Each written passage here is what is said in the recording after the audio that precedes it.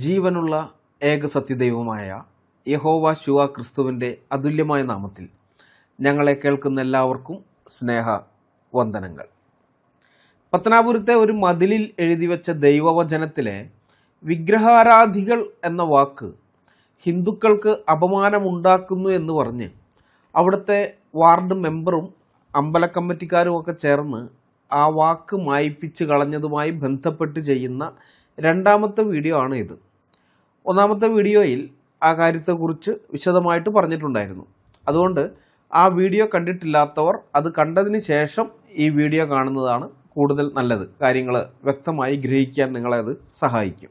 ആദ്യത്തെ വീഡിയോ ഇറങ്ങിക്കഴിഞ്ഞതിന് ശേഷം പല സംഘികളും സംഘിഭൃത്യന്മാരായ ക്രിസ്ത്യൻ നാമധാരികളും പറയുന്ന ഒരു ന്യായീകരണം, പോലീസിൻ്റെ സാന്നിധ്യത്തിലാണ് ആ വാക്യം മായ്ച്ചു കളഞ്ഞത്, അതുകൊണ്ട് അതിൻ്റെ ഉത്തരവാദിത്തം പോലീസിനാണെന്നാണ്. വേറെ ചിലർ പറഞ്ഞത് ആ മതിലിൽ എഴുതി വെച്ച കാര്യം തെറ്റാണെന്ന് പോലീസിന് ബോധ്യമായതുകൊണ്ടാണ് അത് മായ്ച്ചപ്പോൾ പോലീസ് ഇടപെടാതിരുന്നത് എന്നാണ്. ഈ ക്യാപ്സൂളുകൾ ചിലരെയെങ്കിലും വഴിതെറ്റിച്ച് കളയാൻ സാധ്യതയുള്ളതുകൊണ്ട് അതിനൊരു വിശദീകരണം നൽകിയതിന് ശേഷം നമുക്ക് ബ്രഹ്മാനന്ദ ശിവയോഗിയുടെ വിഗ്രഹാരാധനാ ഖണ്ഡനമെന്ന കൃതിയുടെ വിശകലനത്തിലേക്ക് കടക്കാം. സുവിശേഷത്തിൽ വിശ്വസിക്കുന്ന ഞങ്ങളുടെ നേരെ ശാരീരിക ആക്രമണം ഒഴികെയുള്ള എന്ത് അതിക്രമവും സുവിശേഷ വിരോധികൾ ചെയ്താലും പോലീസ് ഒരിക്കലും ഞങ്ങളുടെ ഭാഗത്ത് നിൽക്കുകയില്ല എന്ന് ഞങ്ങൾക്ക് നന്നായിട്ട് അറിയാം. ഇത് ഒരു പോലീസുകാരൻ തന്നെ പറഞ്ഞതാണ്, ഇപ്പോഴൊന്നല്ല, 10-20 കൊല്ലം മുൻപ് പറഞ്ഞിട്ടുള്ളൊരു കാര്യമാണ്. നിങ്ങൾ സുവിശേഷം അറിയിക്കാൻ പോയതിൻ്റെ പേരിൽ വേറെ ആളുകൾ വന്ന് പ്രശ്നമുണ്ടാക്കിയാൽ നിങ്ങളുടെ ഭാഗത്ത് 100% ന്യായമുണ്ടെങ്കിലും ഞങ്ങൾ മറുഭാഗത്തുള്ളവരോടൊപ്പമേ നിൽക്കൂ, നിങ്ങളുടെ ഭാഗത്ത് നിൽക്കില്ല എന്നാണ് പോലീസുകാരൻ പറഞ്ഞത്. അപ്പോൾ ഇത് കേട്ടപ്പോൾ നമ്മൾ ചോദിച്ചു, ഇതെന്താ സാറേ ഇങ്ങനെ പറയുന്നത്, നിങ്ങൾ നീതിയുടെയും ന്യായത്തിൻ്റെയും പക്ഷത്ത് നിൽക്കേണ്ടവരല്ലേ എന്ന് ചോദിച്ചപ്പോൾ അദ്ദേഹം പറഞ്ഞ മറുപടി, ഞങ്ങളുടെ ജോലി നീതിയും ന്യായവും നടപ്പാക്കുക എന്നുള്ളതല്ല, ക്രമസമാധാനം തകരാതെ നിലനിർത്തുക എന്നുള്ളതാണ്. അതാണ് ഞങ്ങളുടെ ജോലി. നീതിയും ന്യായവും നടപ്പാക്കേണ്ട ജോലി കോടതിയുടെ ആണ്. അപ്പം നിങ്ങളെ ഞങ്ങൾക്കറിയാം, നിങ്ങൾ അക്രമമോ കലാപമോ ഉണ്ടാക്കുന്ന ആൾക്കാരല്ല. നിങ്ങൾ ബസ്സിന് കല്ലെറിയുകയോ അല്ലെങ്കിൽ കടകൾക്ക് കല്ലെറിയുകയോ ചെയ്യുകയില്ല, ഇവിടെ ഹർത്താൽ നടത്തില്ല, പ്രശ്നങ്ങളൊന്നും ഉണ്ടാക്കില്ല. നിങ്ങളുടെ ഭാഗത്ത് 100% ശരിയുണ്ടായാലും നിങ്ങൾ അന്യായം സഹിക്കുന്നവരാണ്. ഞങ്ങൾ മറുഭാഗത്തോടൊപ്പം നിന്നാലും നിങ്ങൾ പ്രശ്നമൊന്നും ഉണ്ടാക്കാതെ വീട്ടിലേക്ക് പോകും എന്ന് ഞങ്ങൾക്കറിയാം. എന്നാൽ അതല്ല മറ്റുള്ളവരുടെ കാര്യം. അവന്മാർ നാട് കുട്ടിച്ചോറാക്കാൻ ഒരു മടിയില്ലാത്തവരാണ്. ഞങ്ങൾ നിങ്ങളുടെ ഭാഗത്ത് നിന്നാൽ പിന്നെ അവരിവിടെ ആകെ പ്രശ്നം ഉണ്ടാക്കും. ചിലപ്പോൾ അത് ലാത്തി ചാർജിലൊക്കെ കലാശിക്കും, ചിലപ്പോൾ അതിനേക്കാളും മുകളിലൊക്കെ പോയിന്ന് വരും. അപ്പോൾ അങ്ങനെയൊക്കെ വരുമ്പോൾ മേലെ നിന്ന് ഫോൺ കോൾ വരും. പ്രശ്നം തുടങ്ങിയപ്പോൾ തന്നെ നിങ്ങൾ എന്തുകൊണ്ടത് തടഞ്ഞില്ല, അത് തടയാതെ നിങ്ങൾ എന്ത് ചെയ്യായിരുന്നു എന്നൊക്കെയുള്ള ചോദ്യം വരും. അപ്പോൾ അതിന് പിന്നെ ആൻസർ ചെയ്യണം. അപ്പോൾ അങ്ങനെയൊക്കെ വരാതിരിക്കണമെങ്കിൽ, അതൊക്കെ സംഭവിക്കാതിരിക്കണമെങ്കിൽ മറുഭാഗത്തുള്ളവരെ പ്രകോപിപ്പിക്കാതെ അവരെ പരമാവധി പ്രീണിപ്പിച്ച് നിർത്തുന്നതാണ് നല്ലത്. എന്നാൽ അവർ നിങ്ങളെ ശാരീരികമായി കയ്യേറ്റം ചെയ്യുകയാണെങ്കിൽ ഞങ്ങൾ ഇടപെടും. നിങ്ങൾ അടികൊള്ളാൻ, ഞങ്ങളുടെ മുമ്പിൽ വെച്ച് അടികൊള്ളാൻ ഞങ്ങൾ സമ്മതിക്കില്ല, അത് പോലീസിലൊരു പോരായ്മയാണ്. അപ്പോൾ അതങ്ങനെയുള്ളതിനൊക്കെ ഇടപെടും. അതല്ലാതെ മറ്റ് സംഭവങ്ങളാണെങ്കിൽ ഞങ്ങൾ അവരോടൊപ്പമേ നിൽക്കൂ, നിങ്ങൾക്ക് നീതി ന്യായം വേണമെങ്കിൽ നിങ്ങൾ കോടതിയിൽ ചെന്നത് വാങ്ങിക്കോ എന്നാണ് ആ പോലീസുകാരൻ പറഞ്ഞത്. പത്തനാപുരത്തെ പോലീസുകാരും ഇതേ നിലപാട് തന്നെയാണ് എടുത്തത് എന്ന് അരിയാഹാരം കഴിക്കുന്നവർക്ക് മനസ്സിലാക്കാവുന്നതേ ഉള്ളൂ. വിഗ്രഹാരാധികൾ എന്ന വാക്ക് മായ്ച്ചു കളഞ്ഞാൽ അവിടെ പ്രശ്നം ഉണ്ടാക്കാമെന്ന സംഘികൾ പ്രശ്നം ഉണ്ടാക്കാതെ മടങ്ങിപ്പോകുമെന്നുണ്ടെങ്കിൽ ആ വാക്ക് മായ്ച്ചു കളയാം. വീട്ടുകാരുമാണെങ്കിൽ കോടതിയിൽ ചെന്ന് ആ വാക്യം അവിടെ എഴുതാനുള്ള അനുവാദം വാങ്ങിയിട്ട് വരട്ടെ എന്ന് പോലീസുകാർ ചിന്തിച്ച് കാണും. അതുകൊണ്ട് വിഗ്രഹാരാധികൾ എന്ന വാക്ക് മായ്പ്പിക്കുന്ന സമയത്ത് പോലീസ് അവിടെ ഉണ്ടായിരുന്നു, പോലീസിനത് ശരിയാണെന്ന് തോന്നിയത് കൊണ്ടാണ് മായ്പ്പിച്ചതെന്നൊക്കെയുള്ള സംഘികളുടെയും സംഘിഭൃത്യന്മാരുടെയും ക്യാപ്സൂളുകൾ കയ്യിൽ വെച്ചാൽ മതി. പോലീസുകാർക്ക് നിങ്ങളുടെ സ്വഭാവവും ഞങ്ങളുടെ സ്വഭാവവും കൃത്യമായിട്ട് അറിയാവുന്നതുകൊണ്ടാണ് അങ്ങനെ ഒരു നിലപാട് അവർ എടുത്തത് കേട്ടാ. അല്ലാതെ അത് ശരിയാണ് എന്നുള്ള ചിന്തയിൽ നിന്നൊന്നുമല്ല, അങ്ങനെ ചിന്തിക്കേ വേണ്ട. ഓക്കെ, നമുക്ക് വീഡിയോയുടെ വിഷയത്തിലേക്ക് കടക്കാം. ആലത്തൂർ സിദ്ധാശ്രമത്തിലെ ശ്രീ ബ്രഹ്മാനന്ദ ശിവയോഗി രചിച്ച വിഗ്രഹാരാധനാ ഖണ്ഡനം എന്ന കൃതിയുടെ 2.5 പേജ് വരെ നമ്മൾ കഴിഞ്ഞ വീഡിയോയിൽ വിശകലനം ചെയ്യുകയുണ്ടായി. ഈ വീഡിയോയിൽ അതിൻ്റെ ബാക്കി 2.5 പേജിൻ്റെ അവിടെ നിന്ന് മുതൽ 7-ാമത്തെ പേജ് വരെയാണ് വിശകലനം ചെയ്യുന്നത്. നമുക്ക് ആ വിഗ്രഹാരാധന ഖണ്ഡനത്തിലേക്ക് കടക്കാം. ഹേ ആനന്ദകാംക്ഷികളെ, ബിംബപ്രതിഷ്ഠയെ ചെയ്യുന്ന ആചാര്യന്മാരെയും രോഗാദ്യരിഷ്ടങ്ങൾ പിടിപെട്ട് കാണുന്നു. അവയെ നീക്കാൻ അവർക്ക് ശക്തി കാണുന്നില്ല. അങ്ങനെ ഇരിക്കുന്നവർ പ്രതിഷ്ഠിച്ച കല്ലിന് നിങ്ങളുടെ രോഗാതിപീഡയെ നീക്കുവാനോ സമ്പൽ പുഷ്ടിയെ ചെയ്യുവാനോ ജ്ഞാനമോക്ഷങ്ങളെ നൽകുവാനോ കഴിയുമെന്ന് കരുതി നിങ്ങൾ അവരുടെ കൽപ്പന കേട്ട് ക്ഷേത്രം കെട്ടി പണം നശിപ്പിപ്പാൻ പുറപ്പെടുന്നത് മഹാഭോഷത്വമല്ലയോ? വിഗ്രഹത്തിന് ഒന്നിനും കഴിയുകയില്ല. ഗുരുവായൂർ മുതലായ പ്രസിദ്ധപ്പെട്ട ചില ക്ഷേത്രങ്ങളിൽ കള്ളന്മാർ കടന്ന് അനവധി ധനം കട്ടുകൊണ്ടുപോയി കാണുന്നു. ചില ക്ഷേത്രങ്ങളിൽ പ്രതിഷ്ഠിച്ചിരിക്കുന്ന ബിംബങ്ങളെ കൂടി കുത്തിപ്പുഴുക്കി തലകീഴായി നാട്ടിയ കഥയും ഞാൻ അറിയും. ഒരു ഉറുമ്പിനെ കൊണ്ടും കൊതുവിനെ കൊണ്ടും കഴിയുന്ന പ്രതിക്രിയ കൂടി വിഗ്രഹങ്ങൾക്ക് ചെയ്യുവാൻ കഴിഞ്ഞില്ല.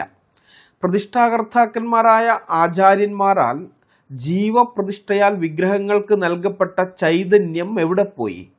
ക്ഷേത്രത്തിൽ കിടക്കുന്ന കാവൽക്കാർക്കോ പൂജകന്മാർക്കോ ഊരാളന്മാർക്കോ ഭക്തന്മാർക്കോ പോലീസുകാർക്കോ മറ്റോ കള്ളന്മാർ കടക്കുമെന്ന് മുൻകൂട്ടി ഒരു ദർശനം ഉണ്ടായതാണെങ്കിൽ കള്ളന്മാർ കടന്ന് ധനം കൊണ്ടുപോകുവാൻ ഇടവരികയില്ലായിരുന്നു. ദർശനം കാണിക്കാത്ത പക്ഷം കള്ളന്മാരുടെ കൈകാലുകളെ സ്തംഭിപ്പിച്ചാലും മതിയായിരുന്നു. കട്ടുകൊണ്ട് ചാടിപ്പോകുവാൻ നിർവാഹമില്ലാതെ കള്ളന്മാർ അവിടെ സ്തംഭിച്ചു നിൽക്കുന്നത് കണ്ടാൽ ഭക്തിഹീനന്മാരായ മഹാഭാവികൾക്കും ആ കള്ളന്മാർക്കും പരമഭക്തി വർദ്ധിച്ച് ബഹുജനം നന്നാകുമായിരുന്നു. ഭക്തന്മാർ ക്ഷേത്രത്തിൽ സമർപ്പിച്ചിട്ടുള്ള സ്വത്തും പോകുകയില്ലായിരുന്നു. വിഗ്രഹങ്ങൾക്ക് അതിനൊന്നിനും കഴിഞ്ഞില്ല. കള്ളന്മാർക്ക് ക്ഷേത്രത്തിൽ കടന്ന് കക്കാൻ തോന്നാതാക്കിയാലും മതിയായിരുന്നു. വിഗ്രഹങ്ങൾക്ക് അതിനും കഴിഞ്ഞില്ല. ബ്രഹ്മാനന്ദ ശിവയോഗിയുടെ ഈ വരികൾ വിഗ്രഹാരാധനയുടെ നിരർത്ഥകത വെളിപ്പെടുത്തുന്ന എക്കാലത്തെയും മികച്ച യുക്തിചിന്തകളിൽ ഒന്നാണ്. സാമാന്യ ബുദ്ധിയുള്ള ആരെയും ഇരുത്തി ചിന്തിപ്പിക്കുന്ന 4 പോയിന്റുകൾ അദ്ദേഹം ഇവിടെ അവതരിപ്പിക്കുന്നുണ്ട്. ഒന്നാമത്തെ പോയിന്റ്, ഉൽപാദകനില്ലാത്തത് ഉൽപ്പന്നത്തിനുണ്ടാകുമോ എന്നുള്ളതാണ്. ശിവയോഗി ആദ്യം ചോദ്യം ചെയ്യുന്നത് വിഗ്രഹം പ്രതിഷ്ഠിക്കുന്ന തന്ത്രിമാരെയും പൂജാരിമാരെയുമാണ്.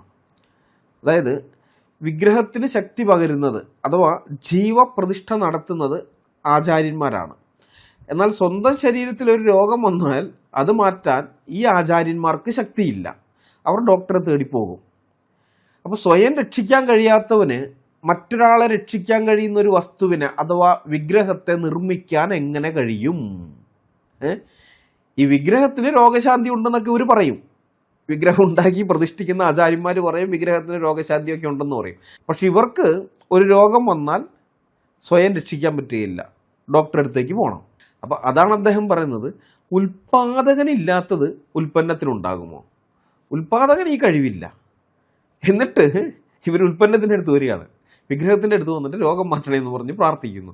അപ്പോൾ അതാണ് ഇദ്ദേഹം വളരെ പരിഹാസരൂപേണ ചോദ്യം ചെയ്യുന്നത്. മനസ്സിലായോ? ഇപ്പോൾ കഷണ്ടിയുള്ള ഒരാൾ മുടി കിളിർക്കാനുള്ള എണ്ണ വിറ്റാൽ ആരെങ്കിലും അത് വിശ്വസിക്കുമോ? അത് വാങ്ങുമോ? അതുപോലെയാണ് രോഗമുള്ള പൂജാരി ഈ വിഗ്രഹത്തെ തൊഴുതാൽ രോഗം മാറുമെന്ന് പറയുന്നത്. ഇതൊരു തട്ടിപ്പാണെന്ന് ബ്രഹ്മാനന്ദ ശിവയോഗി ഇവിടെ സമർത്ഥിക്കുകയാണ്. രണ്ടാമത്തെ പോയിന്റ് അദ്ദേഹം പറയുന്നത്, ഉറുമ്പിനുള്ള കഴിവ് പോലും ദൈവത്തിനില്ലേ? അല്ലെങ്കിൽ കൊതുകിനുള്ള കഴിവ് പോലും ദൈവത്തിനില്ലേ എന്നാണ് ചോദ്യം. ഇതാണ് ഈ ഭാഗത്തെ ഏറ്റവും മൂർച്ചയുള്ള പരിഹാസം. വിഗ്രഹങ്ങളെ തകർക്കാനും മോഷ്ടിക്കാനും കള്ളന്മാർക്ക് കഴിയുന്നു. അപ്പോൾ ഒരു ഉറുമ്പിനെയോ കൊതുകിനെയോ നമ്മൾ ഉപദ്രവിച്ചാൽ ഒന്നുകിൽ അത് തിരിച്ചു കടിക്കും, അല്ലെങ്കിൽ അവിടെ നിന്ന് പോകും, പറന്നു പോകും. കൊതുകാണെങ്കിൽ പറന്നു പോകും, ഉറുമ്പാണെന്നുണ്ടെങ്കിൽ വേഗം അവിടെ നിന്ന് ഇഴഞ്ഞു പോകും. ഇഴഞ്ഞാൽ നടന്ന് എങ്ങനെ വേണമെങ്കിലും ഉറുമ്പ് അതിൻ്റെ പാട്ടിന് പോകും. അതിനുള്ള ജീവനും ബോധവും ആ ജീവികൾക്കുണ്ട്. എന്നാൽ വിഗ്രഹത്തെ കുത്തിപ്പൊളിക്കുമ്പോഴോ തലകീഴായി നാട്ടുമ്പോഴോ അത് അനങ്ങുന്നില്ല, അനങ്ങുന്നതേ ഇല്ല.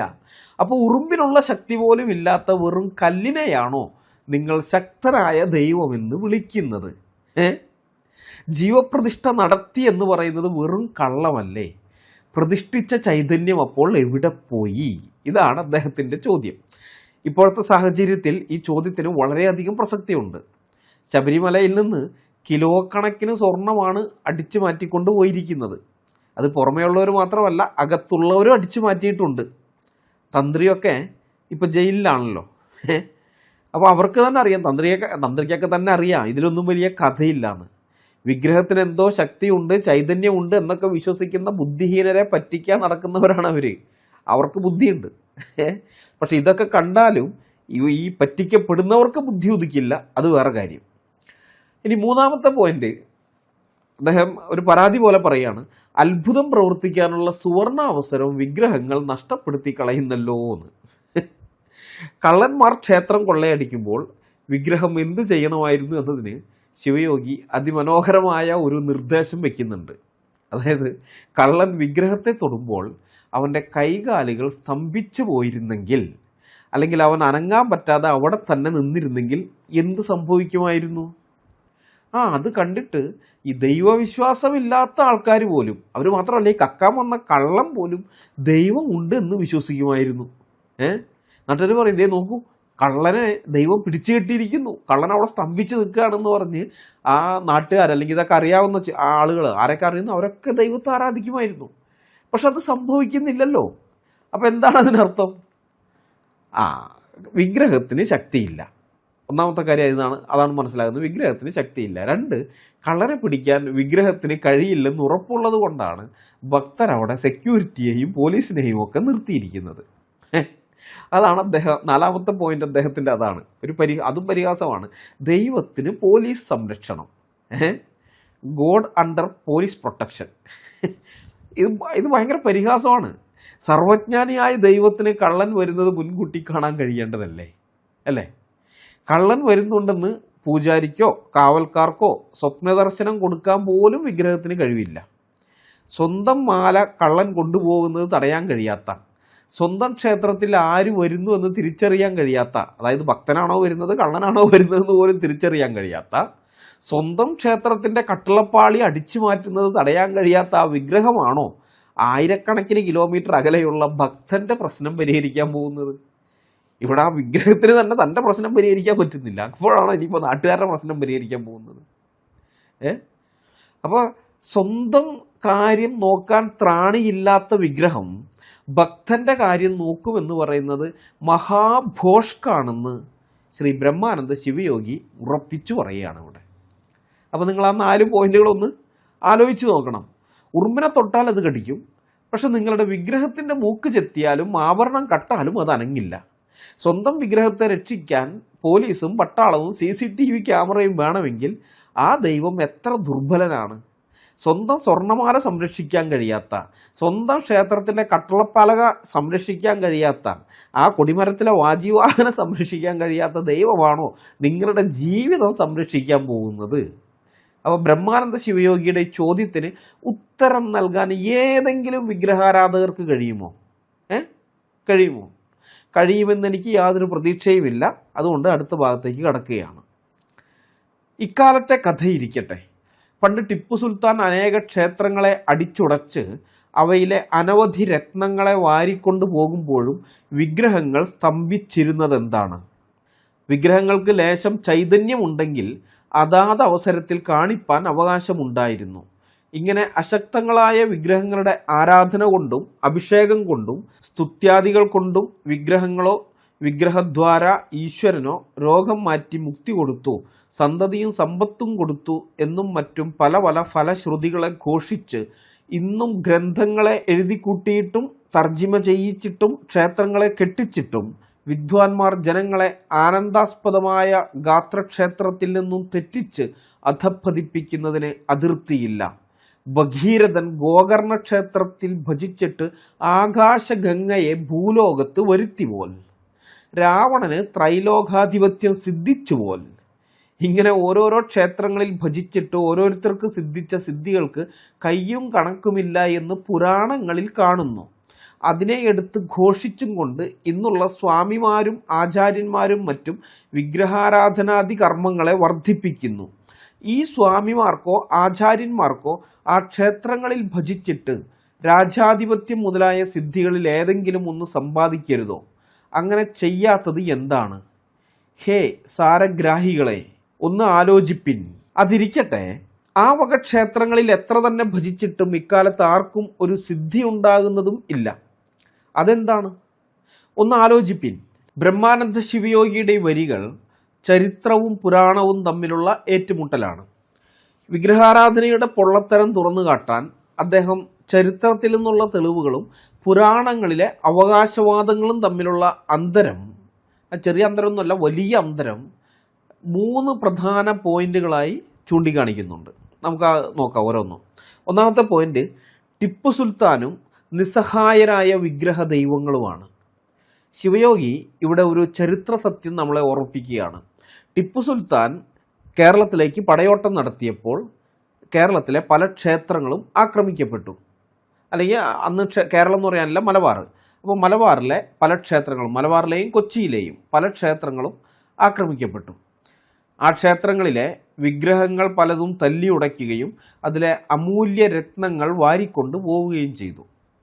അപ്പോൾ ചോദ്യം ഇതാണ്, വിഗ്രഹങ്ങൾക്ക് ലേശം ചൈതന്യം എന്ന് വെച്ചാൽ അല്പമെങ്കിലും ജീവൻ ഉണ്ടായിരുന്നെങ്കിൽ തങ്ങളെ തല്ലി ഉടയ്ക്കുമ്പോൾ അത് പ്രകടിപ്പിക്കാൻ അവർക്ക് അവകാശം ഉണ്ടായിരുന്നില്ലേ?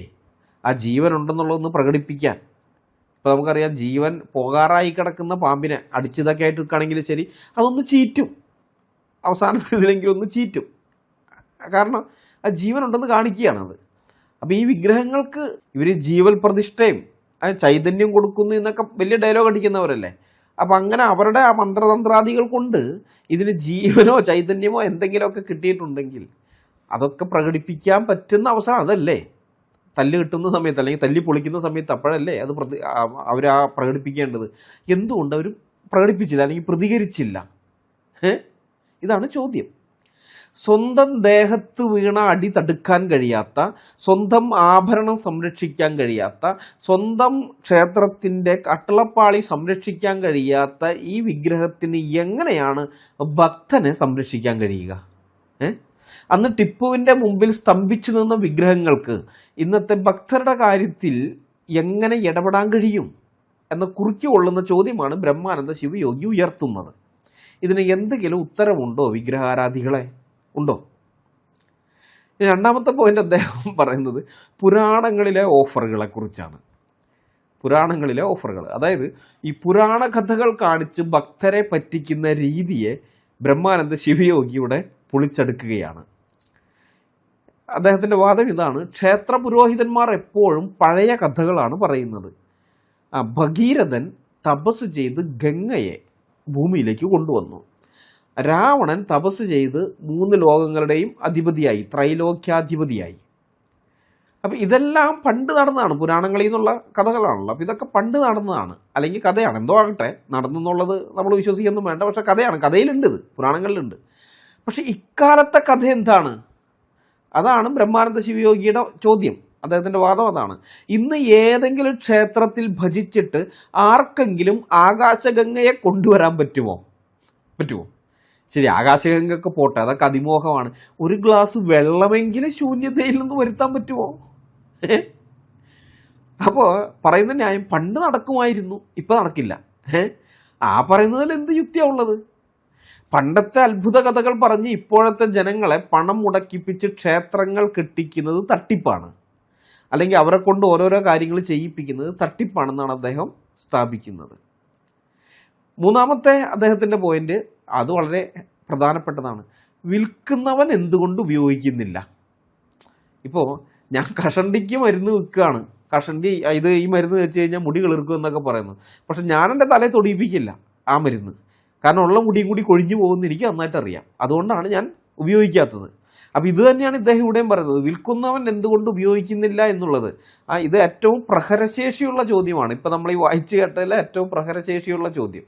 കാരണം ഇത് കേൾക്കുന്ന ബുദ്ധിക്ക് തകരാറില്ലാത്ത ഏതൊരാളും ഒന്ന് ചിന്തിച്ചു പോകും. ഈ ആചാര്യന്മാരും സ്വാമിമാരും പറയുന്നത് എന്താണ്?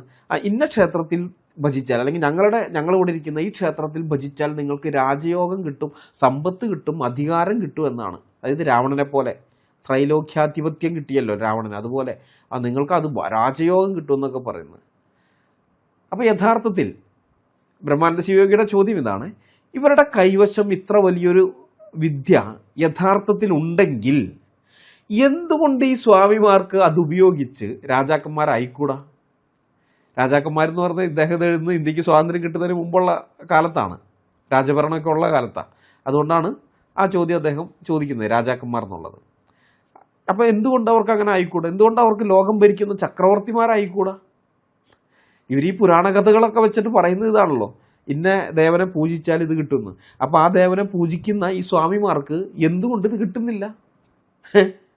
അപ്പോൾ ചിന്തിക്കുന്ന ഏതൊരാൾക്ക് മനസ്സിലാക്കാൻ പറ്റും, സ്വന്തം പൂജ കൊണ്ട് തങ്ങൾക്ക് രാജാവാകാൻ കഴിയില്ല, ധനവാന്മാരാകാൻ കഴിയില്ല എന്ന് ഈ സ്വാമിമാർക്ക് നന്നായിട്ടറിയാം.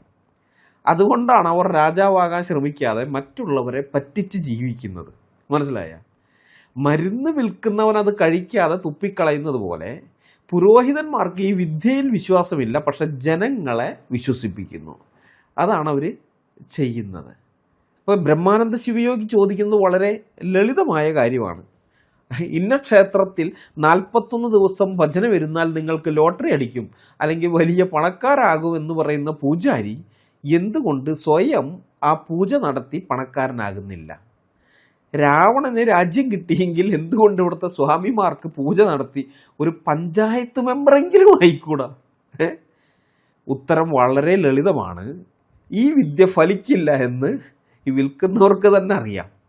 ചരിത്രത്തിൽ ടിപ്പുവിൻ്റെ മുമ്പിൽ തോറ്റുപോയ വിഗ്രഹങ്ങൾ പുരാണത്തിലെ കഥകളിൽ മാത്രമേ ജയിക്കുകയുള്ളൂ. റിയാലിറ്റിയിൽ അവ വെറും കല്ലുകൾ മാത്രമാണ്. മനസ്സിലായോ? വെറും കല്ലുകൾ മാത്രമാണ്. അതാണ് ബ്രഹ്മാനന്ദ ശിവയോഗി പറയുന്നത്. ഓക്കെ, നമുക്ക് വിഗ്രഹാരാധന കണ്ട ബാക്കി നോക്കാം. മദ്രാസ്, ബിലാത്തി മുതലായ സ്ഥലങ്ങളിൽ പോയി വളരെ കാലം കഷ്ടപ്പെട്ട് ഇംഗ്ലീഷ് ഭാഷയും നിയമങ്ങളും പഠിച്ച് എത്ര വലിയ കഠിന പരീക്ഷയായാലും അതിൽ ജയിച്ച് ഹിന്ദുക്കൾ ഇക്കാലത്ത് കെങ്കേമന്മാരായി തീരുന്നു.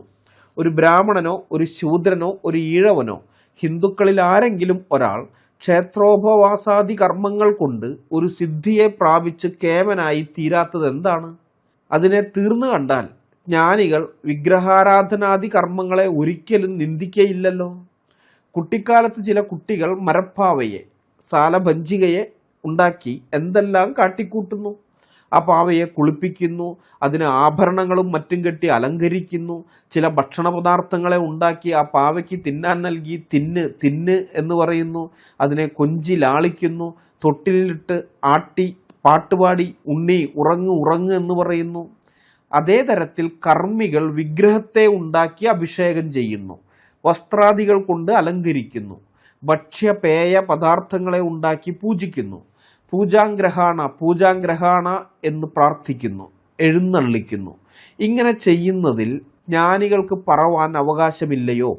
ചൈതന്യമുള്ള മനുഷ്യൻ ചൈതന്യമില്ലാത്ത വിഗ്രഹത്തെ കൊണ്ടാടി അതുകൊണ്ട് മുക്തികളെ സാധിക്കാമെന്നും വിചാരിച്ച് അനവധി ദ്രവ്യം ചിലവ് ചെയ്തും കായക്ലേശം ചെയ്തും അജ്ഞാന ദുഃഖങ്ങളിൽ പതിക്കുന്നത് കണ്ടിരിക്കുന്നത് ജ്ഞാനികൾക്ക് ധർമ്മമാണോ?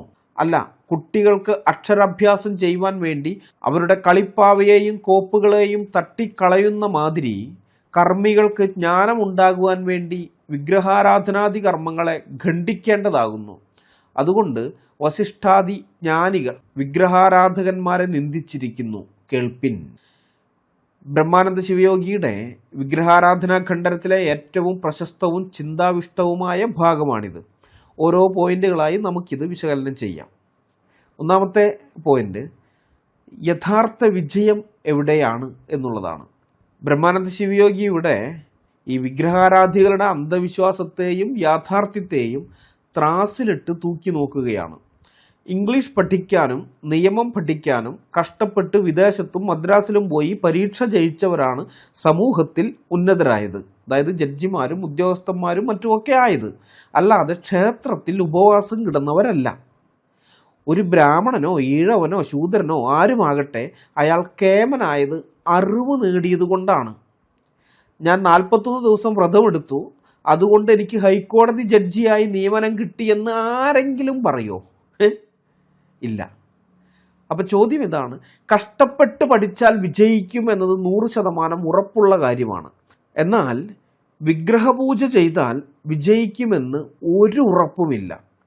ഉറപ്പുള്ള വഴി, അതായത് വിദ്യാഭ്യാസവും കഠിനാധ്വാനമൊക്കെ ഉപേക്ഷിച്ചിട്ട് ഉറപ്പില്ലാത്ത വഴി, അതായത് വിഗ്രഹാരാധന തിരഞ്ഞെടുക്കുന്നത് ബുദ്ധിയാണോ?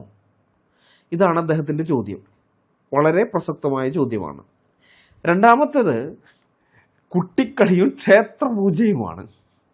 ഇതാണ് ബ്രഹ്മാനന്ദ ശിവയോഗിയുടെ മാസ്റ്റർ പീസ് ഉദാഹരണമായിട്ട് ഈ ഭാഗത്ത് നിൽക്കുന്നത്. ക്ഷേത്രത്തിലെ ഗൗരവമേറിയ ചടങ്ങുകളെ അദ്ദേഹം കുട്ടികളുടെ കളിയോട് ഉപമിക്കുകയാണ്. കുട്ടികൾ എന്താ ചെയ്യുന്നത്? അവർ മരപ്പാവയെ അവർക്ക് കിട്ടിക്കഴിഞ്ഞാൽ കളിക്കാനായിട്ട് മരപ്പാവയെ കിട്ടിയാൽ അതിനെ കുളിപ്പിക്കും, പൊട്ട് തൊടിയിക്കും, അതിന് വസ്ത്രം ഇടിയിപ്പിക്കും, അതിന് ഉണ്ണി തിന്നെന്ന് പറഞ്ഞ് ഭക്ഷണം വയ്ക്കും, പിന്നെ ഉണ്ണി ഉറങ്ങുറങ്ങെന്ന് പറഞ്ഞ് അതിനെ പാട്ടുപാടി ഉറക്കും. ഇതൊക്കെ ചെയ്യും. അപ്പോൾ ഇതൊക്കെ ചെയ്യുന്നത് കാണുമ്പോൾ നമുക്ക് ചിരി വരും. കുട്ടികളുടെ കളിയൊക്കെ കാണുമ്പോൾ അത് നമ്മൾ ആസ്വദിക്കുകയും ചെയ്യും, കൗതുകമാണ്, അത്രേ ഉള്ളത്. പക്ഷേ ഒരു വിഗ്രഹാരാധന ചെയ്യുന്നത് ഇത് തന്നെയാണ്. കുഞ്ഞുങ്ങൾ അവരുടെ കയ്യിൽ ഒതുങ്ങുന്ന കൊച്ചു കളിപ്പാവയെ, മരത്തിൻ്റെ പാവയെ അവർ ഇപ്പം പ്ലാസ്റ്റിക്കും മറ്റു പല തരത്തിലുള്ള പാവകളുണ്ട്. അന്ന് അദ്ദേഹത്തിൻ്റെ കാലത്ത് മരപ്പാവകളാണ്. അപ്പോൾ മരപ്പാവ ഉദാഹരണം സാലഭഞ്ചിക എന്ന് അദ്ദേഹം പറയുന്നത് അത് വച്ചിരിക്കുന്നത്. ഈ പൂജാരി ഇന്നത്തെ കാലത്ത് ചെയ്യുന്നത് വിഗ്രഹത്തെ, അത് കല്ലിൻ്റെ ആകാം, മരത്തിൻ്റെ ആകാം, മണ്ണിൻ്റെ ആകാം, ലോഹത്തിൻ്റെ ആകാം, എന്തിൻ്റെ ആകാം, ആ വിഗ്രഹത്തെ പാലിൽ കുളിപ്പിക്കുന്നു. അതിന് പറയുന്ന പേര് അഭിഷേകം. അഭിഷേകം എന്ന് പറയും. പിന്നെ പട്ടുടിപ്പിക്കുന്നു, അതിന് തിന്നാൻ കൊടുക്കുന്നു. തിന്നാൻ കൊടുക്കുന്നതിന് നിവേദ്യം, അങ്ങനെയാണ് പറയുന്നത്. നിവേദ്യം എന്ന് പറഞ്ഞിട്ട് ഭഗവാനെ കഴിക്കണേ എന്ന് പറയുന്നു. അതിനോട് പ്രാർത്ഥിക്കുന്നു, ഭഗവാനെ കഴിക്കണേ.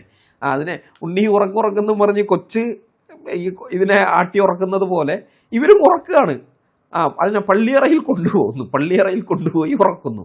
മനസ്സിലായോ? ഈ വാക്കുകളൊക്കെ വ്യത്യസ്തമായിട്ടൊരു കേൾക്കുമ്പോൾ ഒരു ഗുമ്മിന് വേണ്ടി ഓരോരോ വാക്കുകളെ കിട്ടുന്നേ ഉള്ളൂ. പ്രവൃത്തി ഒന്ന് തന്നെയാണെന്നേ. ഈ കൊച്ചു പിള്ളേർ ഈ മരപ്പാവനെ എടുത്ത് കളിക്കുന്നില്ലേ, അതൊക്കെ തന്നെ ഇവിടെ വിഗ്രഹാരാധികളും ചെയ്യുന്നത്. വേറെ ഒന്നുമില്ല. ആ ആരാധികൾ എന്ന് വെച്ചാൽ പൂജ, അതിൻ്റെ കർമ്മികൾ, ആചാര്യന്മാർ അല്ലെങ്കിൽ അതിൻ്റെ സ്വാമിമാർ, അവരിതൊക്കെ തന്നെ ചെയ്യുന്നത്. കുട്ടികൾക്ക് ജീവനുണ്ടെന്നും പാവയ്ക്ക് ജീവനില്ലെന്നും നമുക്കറിയാം. ഈ ജീവനുള്ള കുട്ടികൾ ജീവനില്ലാത്ത പാവയെടുത്ത് കളിക്കുന്നത് അവരുടെ കളിയാണ്. അതൊരു കളിയാണ്, നമുക്ക് ആസ്വദിച്ച് കൗതുകം ഉണ്ടാക്കുന്ന ഒരു ഇതാണ്, അത്രേ ഉള്ളത്. എന്നാൽ മുതിർന്ന മനുഷ്യർ, അതും പണ്ഡിതന്മാരെന്നും പറഞ്ഞ് നടക്കുന്നവന്മാർ, ജീവനില്ലാത്ത കല്ലിനോട് ഇത് കഴിക്കൂ, ഇത് ഉടുക്കൂ എന്ന് പറയുന്നത് കുട്ടിക്കളിയേക്കാൾ വലിയ വട്ടല്ലേ? അല്ലേ? കുട്ടിക്കളിയേക്കാൾ വലിയ വട്ടല്ലേ അത്? കുട്ടികൾ ചെയ്യുന്നത് അവരുടെ അറിവില്ലായ്മ അല്ലെങ്കിൽ അവരുടെ നേരം പോക്ക്, അതൊരു കൗതുകമാണ്, അത്രേ ഉള്ളൂ. മുതിർന്നവർ ചെയ്യുന്നതോ, ആചാര്യന്മാരെന്ന് പറഞ്ഞ് നടക്കുന്നവന്മാരെ, പണ്ഡിതന്മാരെന്നും പറഞ്ഞ് നടക്കുന്നവന്മാരെ, അവർ ചെയ്യുന്നത് അത് വെറും ഭോഷ്കല്ലേ? അല്ലേ? അതാണ് ബ്രഹ്മാനന്ദ ശിവയോഗിയോടെ ചോദിക്കുന്നത്. മനസ്സിലായ? ഇനി മൂന്നാമത്തെ പോയിന്റ് അദ്ദേഹം പറയുന്നത്, ചൈതന്യമുള്ളവൻ ചൈതന്യമില്ലാത്തതിനെ വണങ്ങുന്ന ഗതികേടാണ്. അതാണ് പറയുന്നത്. മനുഷ്യൻ്റെ വിലയെ തന്നെ കളങ്കപ്പെടുത്തുന്ന ഒന്നാണ് വിഗ്രഹാരാധന എന്ന് ബ്രഹ്മാനന്ദ ശിവയോഗി കുറ്റപ്പെടുത്തുന്നുണ്ട്. മനുഷ്യൻ ചൈതന്യമുള്ളവനാണ്, വിഗ്രഹം ചൈതന്യമില്ലാത്തതാണ്. മനുഷ്യൻ ജീവനുണ്ട്, വിഗ്രഹത്തിന് ജീവനില്ല. അപ്പം ജീവനും ബുദ്ധിയുമുള്ള മനുഷ്യൻ ഇതൊന്നുമില്ലാത്ത കല്ലിൻ്റെ മുൻപിൽ കുമ്പിടുന്നത് അധപ്പതനമല്ലേ?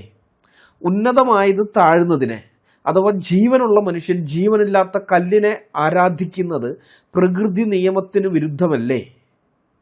ഇങ്ങനെ ചെയ്യുന്നത് കൊണ്ട് മനുഷ്യൻ പണം കളയുന്നു, ശരീരം കൊണ്ട് കഷ്ടപ്പെടുന്നു, കായക്ലേശം, അവസാനം അജ്ഞാനത്തിൽ തന്നെ ജീവിക്കുകയാണ്.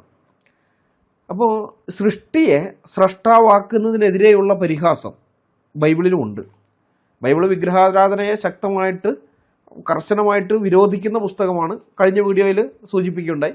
എന്നാൽ ഇപ്പോൾ ഈ പറഞ്ഞ പോയിന്റുമായിട്ട് ബന്ധപ്പെട്ട് ഒരു കാര്യം നിങ്ങളുടെ ശ്രദ്ധയെ ഞാൻ കൊണ്ടുവരാൻ ആഗ്രഹിക്കുകയാണ്. സങ്കീർത്തനം 106 19-20 വാക്യങ്ങൾ. അപ്പോൾ അവിടെ സങ്കീർത്തനം 106 ഇസ്രായേൽ മക്കൾ കാളക്കുട്ടിയെ ഉണ്ടാക്കിയിട്ട് ആരാധിക്കുന്ന കാര്യം പറയുന്നുണ്ട്. അവിടെ ആ സമയത്ത് ബൈബിൾ ഉപയോഗിക്കുന്ന ഭാഷയുണ്ട്, അത് വളരെ ശ്രദ്ധേയമാണ്. അത് വെറും ഒരു വിഗ്രഹാരാധനയായിട്ടല്ല, മറിച്ച് മനുഷ്യൻ്റെ മഹത്വം കളഞ്ഞു കുളിക്കലായിട്ടാണ് ദൈവം അവിടെ പറയുന്നത്. അത്തരം ഭാഷയാണുള്ളത്. അതായത് 106 സങ്കീർത്തനത്തിൻ്റെ 19-20 വാക്യങ്ങൾ. അവർ ഹോരേബിൽ വെച്ചൊരു കാളക്കുട്ടിയെ ഉണ്ടാക്കി വാർത്തുണ്ടാക്കിയ വിഗ്രഹത്തെ നമസ്കരിച്ചു. ഇങ്ങനെ അവർ തങ്ങളുടെ മഹത്വമായവനെ പുല്ല് തിന്നുന്ന കാളയോട് സദൃശനാക്കി തീർത്തു. സങ്കീർത്തനം 106 19-20. അപ്പോൾ ബൈബിൾ ഇവിടെ ആ വിഗ്രഹത്തെ പുല്ല് തിന്നുന്ന മൃഗം എന്ന് വിശേഷിപ്പിക്കുന്നത് ബോധപൂർവമാണ്. മനുഷ്യൻ ദൈവത്തിൻ്റെ ഛായയിലുള്ളവനാണ്. ബൈബിൾ അനുസരിച്ച്, ബൈബിൾ അങ്ങനെയാണ് പറയുന്നത്, ദൈവത്തിൻ്റെ സാദൃശ്യത്തിലും സ്വരൂപത്തിലുമുള്ളവൻ. അപ്പോൾ ദൈവത്തിൻ്റെ ഛായയിൽ ഉണ്ടാക്കപ്പെട്ട ആ മനുഷ്യൻ പോയി പുല്ല് തിന്നുന്ന വിവേകമില്ലാത്ത ഒരു മൃഗത്തെ തൊഴുമ്പോൾ അവൻ്റെ സ്വന്തം മാനുഷിക മഹത്വമുണ്ട്, അതായത് ഹ്യൂമൻ ഡിഗ്നിറ്റി ദൈവം അവന് കൊടുത്തതാണ്. തൻ്റെ സാദൃശ്യത്തിലും സ്വരൂപത്തിലും ദൈവം മനുഷ്യനെ സൃഷ്ടിച്ചപ്പോൾ മറ്റ് മൃഗങ്ങൾക്കൊന്നുമില്ലാത്ത, അല്ലെങ്കിൽ മറ്റെല്ലാ സൃഷ്ടികളിൽ നിന്നും വ്യത്യസ്തമായിട്ട് മനുഷ്യന് കൊടുത്തിരിക്കുന്ന ഒരു ഡിഗ്നിറ്റി ഉണ്ട്, ഒരു അന്തസ്സ്. അതവൻ പോയിട്ട് മൃഗത്തിന് അടിയറവ് വയ്ക്കുകയാണ്. മനസ്സിലായോ? ആ പുല്ല് തിന്നുന്ന കാളാന്ന് പറഞ്ഞത് ആ ആശയത്തിലാണ്. തിരിച്ചറിവുള്ള വിവേകമുള്ള മനുഷ്യൻ ഈ തിരിച്ചറിവൊന്നുമില്ലാത്ത മൃഗത്തിൻ്റെ മുമ്പാകെ പോയിട്ട് വണങ്ങുകയാണ്. അപ്പോൾ ഇതേ ആശയം തന്നെയാണ് ബ്രഹ്മാനന്ദ ശിവയോഗിയും ഇവിടെ പറയുന്നത്. ഇനി നാലാമത്തെ കാര്യം അദ്ദേഹം പറയുന്നത് വളരെ വിപ്ലവാത്മകമായിട്ടുള്ള ഒരു സംഗതിയാണ്. അറിവിലേക്കുള്ള വഴി തട്ടിക്കളയലിലൂടെയാണെന്നാണ് അദ്ദേഹം പറയുന്നത്.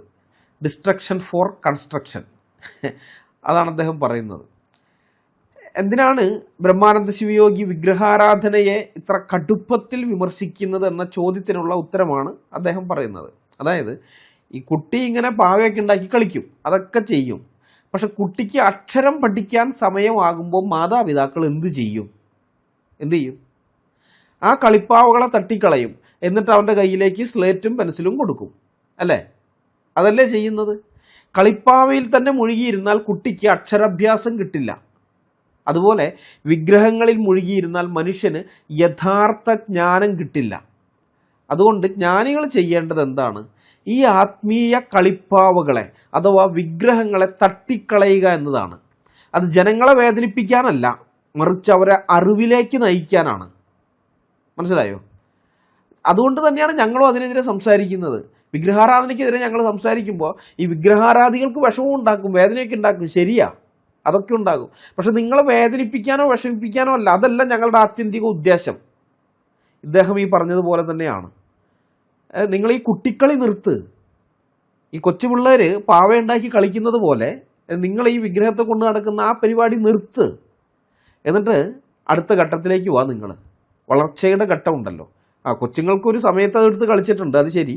അതൊക്കെ കഴിഞ്ഞ് വളർന്നു വരുമ്പോൾ സ്ലേറ്റും പെൻസിലും അല്ലെങ്കിൽ പുസ്തകം കൊടുക്കണം.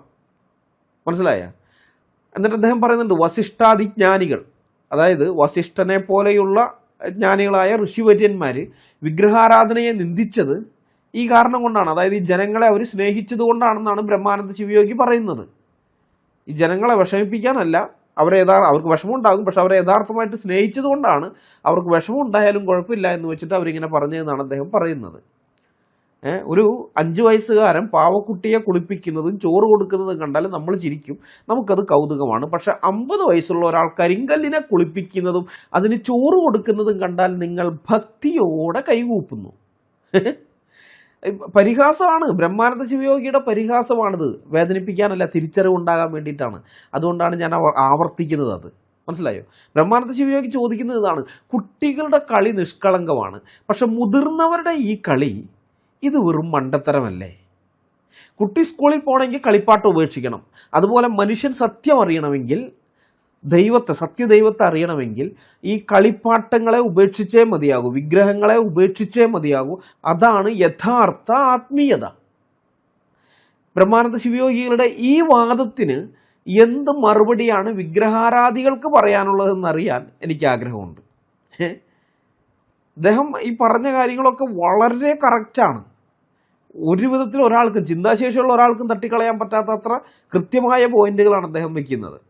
ഇനി ഇദ്ദേഹം ഇത്ര നേരം ഇദ്ദേഹം ഇങ്ങനെ പറഞ്ഞു വന്നിട്ട്, ഇനി ഈ വിഗ്രഹാരാധനാ ഖണ്ഡനത്തിൽ അദ്ദേഹം മറ്റ് കൃതികളിൽ നിന്ന്, സംസ്കൃതത്തിലും തമിഴിലും മലയാളത്തിലൊക്കെയുള്ള മറ്റ് കൃതികളിൽ നിന്നാണ് ഇദ്ദേഹം ഉദ്ധരിച്ചിട്ട് അദ്ദേഹം വിശകലനം ചെയ്യുന്നു. നമുക്കിതിനെ രണ്ടിനെയും, ആ കൃതികളിലോ ഒറിജിനൽ പറഞ്ഞിരിക്കുന്ന കാര്യമായാലും അദ്ദേഹം വിശകലനം ചെയ്തിട്ടുള്ളതിനെയും കൂടി നമുക്കൊന്ന് വിശകലനം ചെയ്ത് നോക്കാം.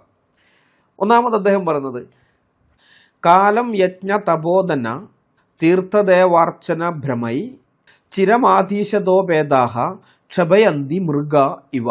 അർത്ഥം: യാഗം, വ്രതം, ദാനം, തീർത്ഥസ്നാനം, ബിംബാരാധനം എന്നിവയിൽ ഭ്രമിച്ച് വളരെ കാലം കഴിച്ചുകൂട്ടുന്നു. ബ്രഹ്മാനന്ദ ശിവയോഗി ഉദ്ധരിച്ച ഈ ശ്ലോകം വിഗ്രഹാരാധനയടക്കമുള്ള ബാഹ്യമായ ആചാരങ്ങളെ ഒട്ടും ദയയില്ലാതെ കീറി മുറിക്കുന്ന ഒന്നാണ്. ഇതിലെ ഏറ്റവും പ്രഹരശേഷിയുള്ള വാക്ക് ക്ഷഭയന്തി മൃഗ ഇവ, മൃഗങ്ങളെപ്പോലെ നശിച്ചു പോകുന്നു എന്നതാണ്.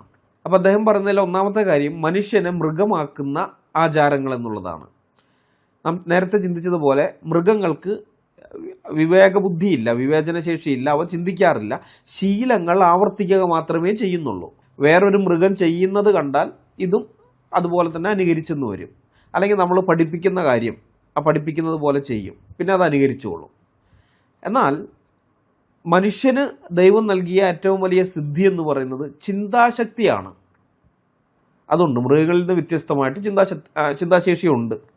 പക്ഷെ ക്ഷേത്രത്തിൽ പോയി പൂജ ചെയ്യുമ്പോഴും തീർത്ഥാടനത്തിന് പോകുമ്പോഴും മനുഷ്യൻ ചിന്തിക്കുന്നില്ല. മറ്റുള്ളവർ ചെയ്യുന്നത് അന്ധമായി അനുകരിക്കുക മാത്രമാണ് വിഗ്രഹാരാധികൾ ചെയ്യുന്നത്. അതാണ് അവർ ചെയ്യുന്നത്. അപ്പോൾ ബുദ്ധി ഉപയോഗിക്കാതെ വെറും ശരീരം കൊണ്ട് ആചാരങ്ങൾ അനുഷ്ഠിക്കുന്ന മനുഷ്യൻ ബുദ്ധിയില്ലാത്ത മൃഗത്തിന് തുല്യനാണെന്ന് ശിവയോഗിയുടെ സമർത്ഥിക്കുകയാണ്. മനുഷ്യജന്മം കിട്ടിയിട്ടും മൃഗത്തെപ്പോലെ ജീവിച്ചു തീർക്കുന്നത് എത്ര വലിയ നഷ്ടമാണ് എന്ന് അദ്ദേഹം ചോദിക്കുന്നു.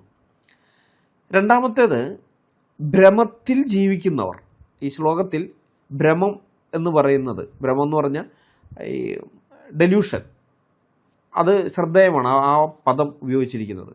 യാഗവും തീർത്ഥാടനവും വിഗ്രഹാരാധനയും ഭക്തിയല്ല, മറിച്ച് ഭ്രമമാണെന്നാണ് അദ്ദേഹത്തിൻ്റെ പക്ഷം. ഇല്ലാത്ത വെള്ളം ഉണ്ടെന്ന് കരുതുന്നതാണ് മരീചിക.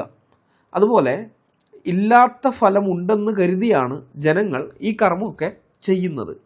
ഗംഗയിൽ മുങ്ങിയാൽ പാപം പോകുമെന്ന് കരുതുന്നത് ഭ്രമമാണ്. കാരണം അത് വെറും വെള്ളമാണ്, വെറും വെള്ളം. പട്ടിണി കിടന്നാൽ അല്ലെങ്കിൽ വ്രതമെടുത്താൽ ദൈവം പ്രസാദിക്കുമെന്ന് കരുതുന്നത് ഭ്രമമാണ്. കല്ലിന് ജീവനുണ്ടെന്ന് കരുതുന്നത് ഭ്രമമാണ്. യാഥാർത്ഥ്യബോധമില്ലാത്ത വെറും തോന്നലുകളുടെ പുറകെ പോയി ജീവിതം ഹോമിക്കുന്നതിനെ ഭക്തി എന്ന് വിളിക്കാൻ കഴിയില്ല. അത് മാനസികമായ വിഭ്രാന്തി മാത്രമാണ്, ഭ്രമം മാത്രമാണ്, ഡെലൂഷൻ മാത്രമാണെന്ന് ബ്രഹ്മാനന്ദ ശിവയോഗി പറയുന്നു. മൂന്നാമത് അദ്ദേഹം പറയുന്നത് സമയത്തിൻ്റെ വലിയ നഷ്ടത്തെക്കുറിച്ചാണ്. അതിൽ ചിരം എന്നുള്ള വാക്ക്, ചിരം എന്ന് പറഞ്ഞാൽ വളരെ കാലം. ഇപ്പോൾ ചിരഞ്ജീവി, വളരെ കാലമായി ജീവിക്കുന്നത്. ചിരപരിചിതൻ, വളരെ കാലമായി പരിചിതനായിരിക്കുന്ന. ചിരം എന്ന് പറഞ്ഞാൽ വളരെ കാലം. അപ്പോൾ അതിൽ ചിരമാദീശതോപേത എന്നുള്ള ആ വാക്കുണ്ടല്ലോ അതിൽ. അപ്പോൾ അതിൽ ചിരം എന്ന് പറഞ്ഞിരിക്കുന്ന വാക്ക് ഇവിടെ വളരെ പ്രധാനപ്പെട്ടതാണ്. അതായത് 1-2 ദിവസമല്ല, 1-2 വർഷവുമല്ല, മനുഷ്യൻ ഈ ജീവിതകാലം മുഴുവൻ ഈ വിഗ്രഹാരാധനയ്ക്കായിട്ട് ചെലവഴിക്കുകയാണ്. രാവിലെ എഴുന്നേൽക്കുന്നത് മുതൽ ഉറങ്ങുന്നത് വരെ പൂജയും ജപവും ക്ഷേത്ര ദർശനവുമായിട്ട് നടക്കുന്നു. ഇന്നത്തെ കാലത്ത് ആൾക്കാരല്ല കേട്ടോ, അന്നത്തെ കാലത്ത് അങ്ങനെയുള്ള ആൾക്കാരുണ്ടായിരുന്നു. അവർ ഊണൊക്കെ അവിടെ നിന്ന് തന്നെ കിട്ടും, മനസ്സിലായ? ഈ ഊട്ടുപുരകളും മറ്റുമൊക്കെ ഉണ്ടായിരുന്നു, ബ്രാഹ്മണരുടെ കാര്യമാണ്. അപ്പോൾ ഇവരിങ്ങനെ നടക്കുകയാണ് ഇതുമായിട്ട്. അതിൻ്റെ ഫലം എന്താണ്? അവസാനം മരിക്കാറാകുമ്പോൾ തിരിഞ്ഞു നോക്കിയാൽ എന്ത് നേടി? ചിത്തശുദ്ധി കിട്ടിയോ? ഇല്ല, ചിത്തശുദ്ധി കിട്ടിയിട്ടില്ല. അത് കഴിഞ്ഞ വീഡിയോയിൽ നമ്മൾ കണ്ടു. ചിത്തശുദ്ധി കിട്ടിയെങ്കിൽ മനുഷ്യനെ മനുഷ്യനായിട്ട് തന്നെ കാണുമായിരുന്നു. അത് കാണാൻ കഴിയുന്നില്ല. ജ്ഞാനം കിട്ടിയോ? ഇല്ല, ഒന്നും കിട്ടിയില്ല. ഇത് ജീവിതകാലം മുഴുവൻ ഇത് ചെയ്ത് നടന്നു, ഒന്നും കിട്ടിയില്ല. ഒരു കിണർ കുഴിച്ചാൽ നമുക്ക് വെള്ളം കിട്ടണം, കൃഷി ചെയ്താൽ വിളവ് കിട്ടണം. എന്നാൽ ജീവിതകാലം മുഴുവൻ ക്ഷേത്രത്തിൽ പോയിട്ടും വിഗ്രഹത്തെ പൂജിച്ചിട്ടും മനസമാധാനമോ അറിവോ കിട്ടാതെ മരിച്ചു പോകുന്നത് ഉപ്പ് തിന്നവൻ വെള്ളം കുടിക്കും എന്ന പ്രകൃതി നിയമത്തിന് പോലും വിരുദ്ധമായ പാഴ്വേലയാണെന്നാണ് ഈ ശ്ലോകം പറയുന്നത്. അവിടെ വളരെ കടുപ്പമുള്ള, അദ്ദേഹം ഉപയോഗിച്ചിരിക്കുന്ന വാക്ക് വളരെ കടുപ്പമുള്ളതാണ്. മൃഗങ്ങളെപ്പോലെ എന്ന്. ശിവയോഗി എല്ലാ ശ്ലോകത്തിലുള്ളതാണ്, പക്ഷെ ആ ശ്ലോകം അദ്ദേഹം തിരഞ്ഞെടുത്തിരിക്കുന്നു. എന്തുകൊണ്ടാണ് അങ്ങനെ പറഞ്ഞത്? ഒരു ആടിനോ പശുവിനോ അറിവ് നേടാൻ കഴിയില്ല. അവയ്ക്ക് വിശപ്പും ദാഹവും മാത്രമേ ഉള്ളൂ. എന്നാൽ മനുഷ്യൻ അങ്ങനെയല്ല. അവന് ചിന്താശേഷിയുണ്ട്, ചിന്തിക്കാൻ തലച്ചോറുണ്ട്. എന്നിട്ട് ആ തലച്ചോറ് ഉപയോഗിക്കാതെ കല്ലിനെയും മരത്തിനെയും ലോഹത്തിനെയും മണ്ണിനെയും ഒക്കെ വണങ്ങി പുഴയിൽ മുങ്ങി പട്ടിണി കിടന്ന് ജീവിതം തീർക്കുന്നവർക്ക് 2 കാലുണ്ട് എന്നുള്ളതൊഴിച്ചാൽ മൃഗങ്ങളിൽ നിന്ന് എന്ത് വ്യത്യാസമാണുള്ളത്? ചിന്തിക്കാത്ത മനുഷ്യൻ വെറും മൃഗമാണ് എന്ന ഓർമ്മപ്പെടുത്തലാണ് ഈ ശ്ലോകം. മനസ്സിലായോ? നമുക്ക് വീണ്ടും വിഗ്രഹാരാധനാ ഖണ്ഡനത്തിലേക്ക് പോകാം. മൂടാതി തിറവുകോലിൽ പറഞ്ഞത് நட்ட கல்லை தவமென்று 4 புஷ்பம் சார்த்துவீர் ചുറ്റി വന്ന് മുണമുണെன்று ചൊല്ലു മന്ദിരമേതടോ നട്ട കല്ല് പേച്ചുമോ നാഥനുള്ളിരിക്കയിൽ ചുട്ട ചട്ടി ചട്ടകം കറിച്ചുവൈ അറിയുമോ. നല്ല രസമുള്ള പ്രാസമുള്ള ശ്ലോകം. തമിഴ് ഭാഷയുടെ ഒരു ഇതാണ്, എനിക്ക് ഇഷ്ടമുള്ളൊരു ഭാഷയാണ് തമിഴ്. അതിൻ്റെ അർത്ഥം ഇതാണ്: ഒരു കല്ലിനെ പ്രതിഷ്ഠിക്കുന്നു, അതിൽ ഈശ്വരഭാവനയോടുകൂടി പൂജിക്കുന്നു, അതിനെ പ്രദക്ഷിണം വയ്ക്കുന്നു, മന്ത്രം ജപിക്കുന്നു. ആ പ്രതിഷ്ഠിച്ച കല്ല് സംസാരിക്കുമോ? കറി വയ്ക്കുന്ന ചട്ടിയോ കറി ഇളക്കുന്ന ചട്ടുകമോ കറിയുടെ രസത്തെ അറിയുമോ? ഇല്ല. അതുപോലെ ഫലമൂലാദി നൈവേദ്യ രസമൊന്നും ഈ വിഗ്രഹം അറിയുകയില്ല. ഈശ്വരൻ നമ്മുടെ ഹൃദയത്തിലിരിക്കെ അറിയാതെ ഇങ്ങനെ ചെയ്യുന്നുവല്ലോ എന്ന് സാരം. ഈ കവിതയിലെ വരികൾ വിഗ്രഹാരാധന ചെയ്യുന്ന ഒരു സാധാരണക്കാരൻ്റെ യുക്തിയെ ചോദ്യം ചെയ്യുന്നവയാണ്. ഭക്തി എന്ന പേരിൽ നാം കാണിച്ചു കൂട്ടുന്ന കാര്യങ്ങളെ ഒരു തേങ്ങയുടയ്ക്കുന്ന ലാഘവത്തോടെയാണ് ഈ കവി ഉടച്ചു കളയുന്നത്. ചട്ടുകത്തിൻ്റെ യുക്തി ഇതാണ് ഈ കവിതയിലെ ഏറ്റവും മൂർച്ചയുള്ള ആയുധം. അതായത് കറി വയ്ക്കുന്ന ഈ ചട്ടിക്കകത്ത് കറി ഇളക്കുന്ന ചട്ടുകമുണ്ട്. അപ്പോൾ ഇത് മണിക്കൂറുകളോളം ഈ ചട്ടുകം ആ കറിയിൽ തന്നെ കിടക്കുന്നു. പക്ഷെ ആ കറിയുടെ രുചി, അത് ഉപ്പാണോ പുളിയാണോ മധുരമാണോ വേറെന്തെങ്കിലും ആണോ എന്ന് ആ ചട്ടുകത്തിന് അറിയുമോ? അറിയോ? ഇല്ല. എന്തുകൊണ്ടറിയുന്നില്ല? കാരണം അതിന് ജീവനില്ല. കറിയിൽ മുങ്ങിക്കിടന്നാലും ചട്ടുകൻ തന്നെയാണ്. ഇതുപോലെയാണ് വിഗ്രഹവും. നിങ്ങളതിനെ പാലിൽ കുളിപ്പിക്കുന്നു, പൂക്കൾ കൊണ്ട് മൂടുന്നു, ചന്ദനം ചാർത്തുന്നു, തിരുവാഭരണം ധരിപ്പിക്കുന്നു, മറ്റ് ഉടയാടകൾ അണിയിക്കുന്നു, ഒക്കെ ചെയ്യുന്നു. പക്ഷെ ആ വിഗ്രഹത്തിന് ഇതിൻ്റെയൊക്കെ സുഖമോ ഗന്ധമോ അറിയാൻ കഴിയുന്നുണ്ടോ? ഇല്ല. ചട്ടുകത്തിന് രുചി അറിയാത്തതുപോലെ കല്ലിന് ഭക്തി അറിയാൻ കഴിയില്ല.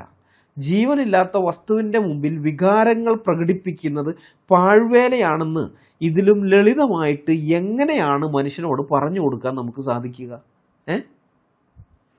ഇനി രണ്ടാമത് മുണ എന്ന്, അതായത് ചുറ്റി വന്ന് മുണ എന്ന് ചൊല്ലും മന്ദിരമേതടോ എന്ന് പറയുന്നുണ്ടല്ലേ. അത് അതിശക്തമായിട്ടുള്ള ഒരു പരിഹാസമാണ് ആ വരി. അതായത് കല്ലിന് ചുറ്റും നടക്കുന്നു, വായ കൊണ്ട് എന്തൊക്കെയോ പിറുപിറുക്കുന്നു. ഈ മുണമുണക്കുക എന്ന് പറഞ്ഞാൽ തമിഴിൽ പിറുപിറുക്കലാണ്. അതായത് കേൾക്കുന്നവന് വ്യക്തതയില്ല. ഞാൻ തമിഴ്നാട്ടിലൊക്കെ ഉണ്ടായിരുന്ന സമയത്ത് കണ്ടിട്ടുള്ളത്, ആരെങ്കിലും എന്തെങ്കിലുമൊക്കെ ഒന്ന് പിറുപിറുത്ത അനിഷ്ടം വരുമ്പോഴാണ്. അത് നേരിട്ട് പറയാനുള്ള ധൈര്യവും ഇല്ല, എന്നാൽ ഉള്ളിലിരിക്കുന്നുമില്ല. അപ്പോൾ എന്തെങ്കിലുമൊക്കെ തീർക്കുക. അപ്പോൾ ചോദിക്കും, എന്നടാ അങ്ങ് മുണമുണക്കരുത് എന്ന് ചോദിക്കും. ഞാൻ കേട്ടിട്ടുണ്ട് അത്. അപ്പോൾ അർത്ഥമറിയാതെ ഒരു ശബ്ദം മാത്രം ഉണ്ടാക്കുന്ന മന്ത്രജപങ്ങളെ ഈ കവി ഈ മുണമുണപ്പായിട്ടാണ് കാണുന്നത്. വെറും പിറുപിറുപ്പ് അതായിട്ടാണ് കാണുന്നത്. നട്ടുവളർത്തിയ ഒരു മരത്തിനോടോ നാട്ടിവെച്ച ഒരു കല്ലിനോടോ സംസാരിച്ചിട്ട് മറുപടി കിട്ടുമോ? നട്ട കല്ല് പേച്ചുമോ എന്ന് ചോദിക്കുന്നുണ്ട്. അതായത് ആ വെച്ച കല്ല്, നിങ്ങൾ നാട്ടിവെച്ച കല്ല് സംസാരിക്കുമോ എന്ന ചോദ്യം വിഗ്രഹാരാധകരുടെ മുഖത്തേറ്റ അടിയാണ്.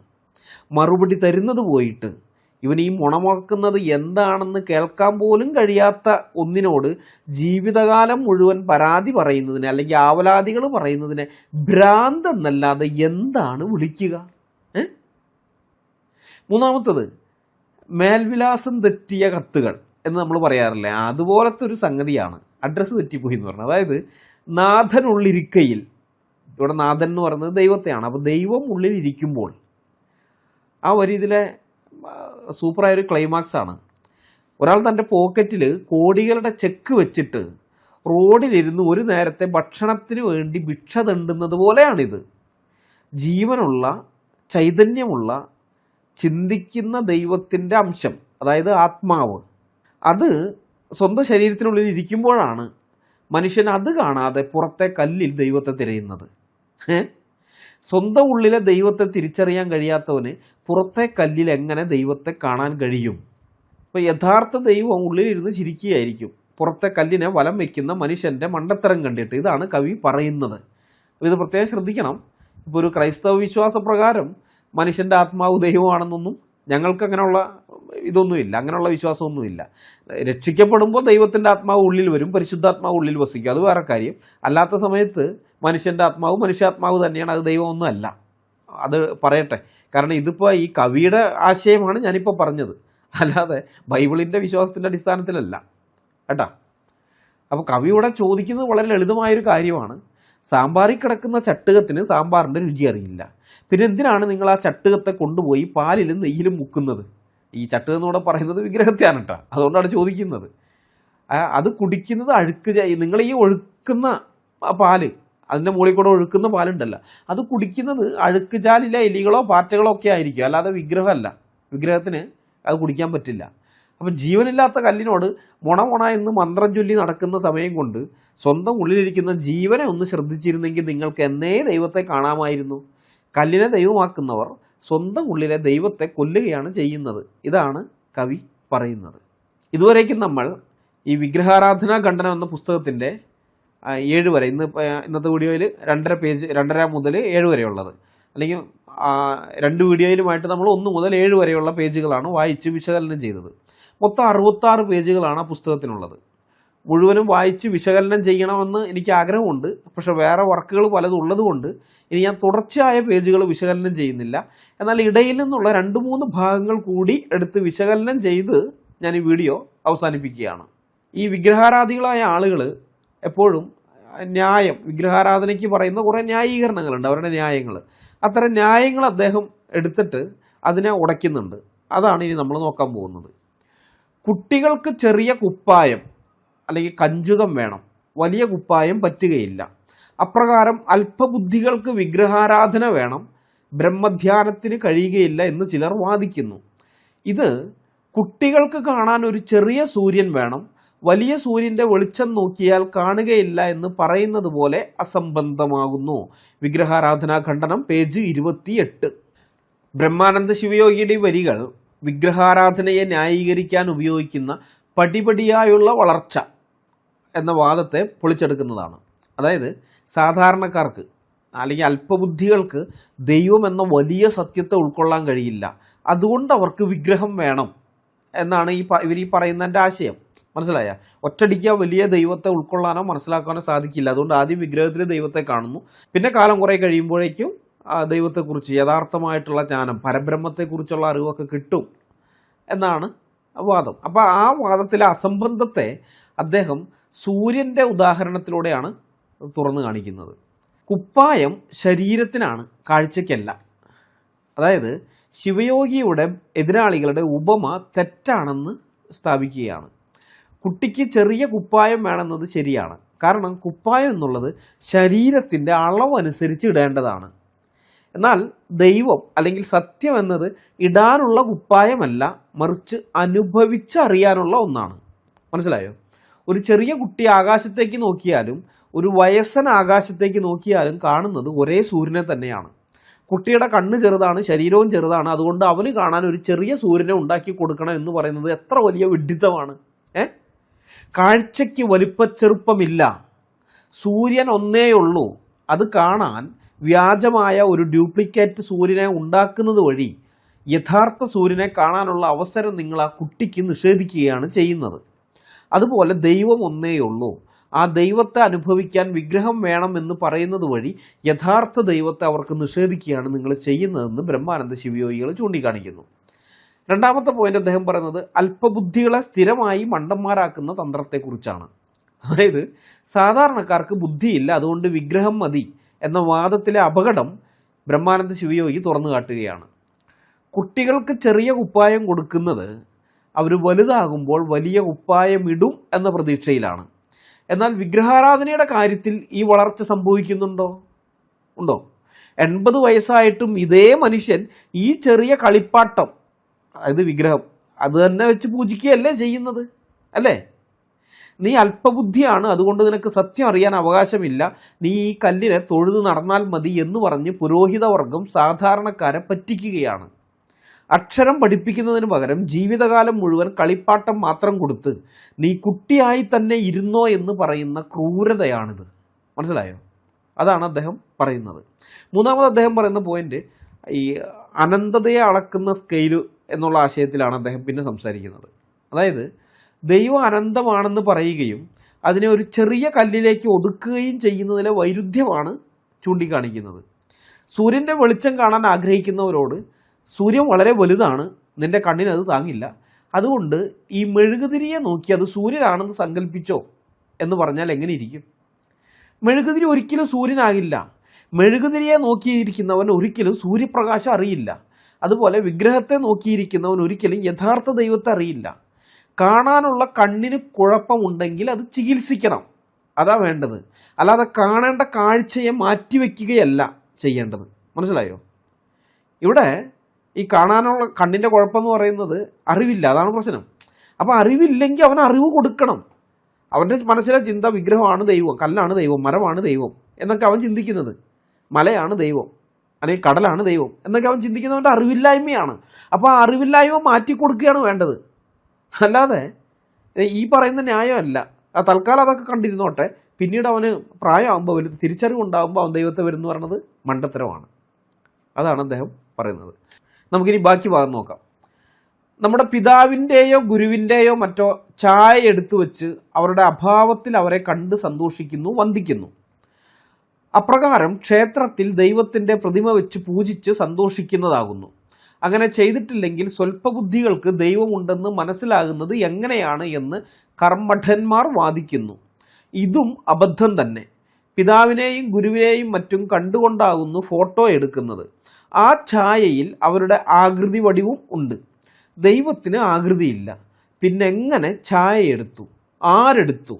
ബിംബപ്പണിക്കാരും മറ്റും കല്ലുകളിലും വല്ലതിലും കൊത്തുന്നതും വരയ്ക്കുന്നതുമാണോ ദൈവത്തിൻ്റെ ഛായ? വിഗ്രഹാരാധനാ ഖണ്ഡനം, പേജ് 28. ബ്രഹ്മാനന്ദ ശിവയോഗിയുടെ ഈ വിഗ്രഹാരാധനാ ഖണ്ഡനം എന്ന് പറയുന്ന പുസ്തകത്തിലെ ഏറ്റവും പ്രഹരശേഷിയുള്ള വിഗ്രഹാരാധകരുടെ ന്യായീകരണവാദങ്ങളുടെ നട്ടെല്ലൊടിക്കുന്ന ഭാഗമാണിത്.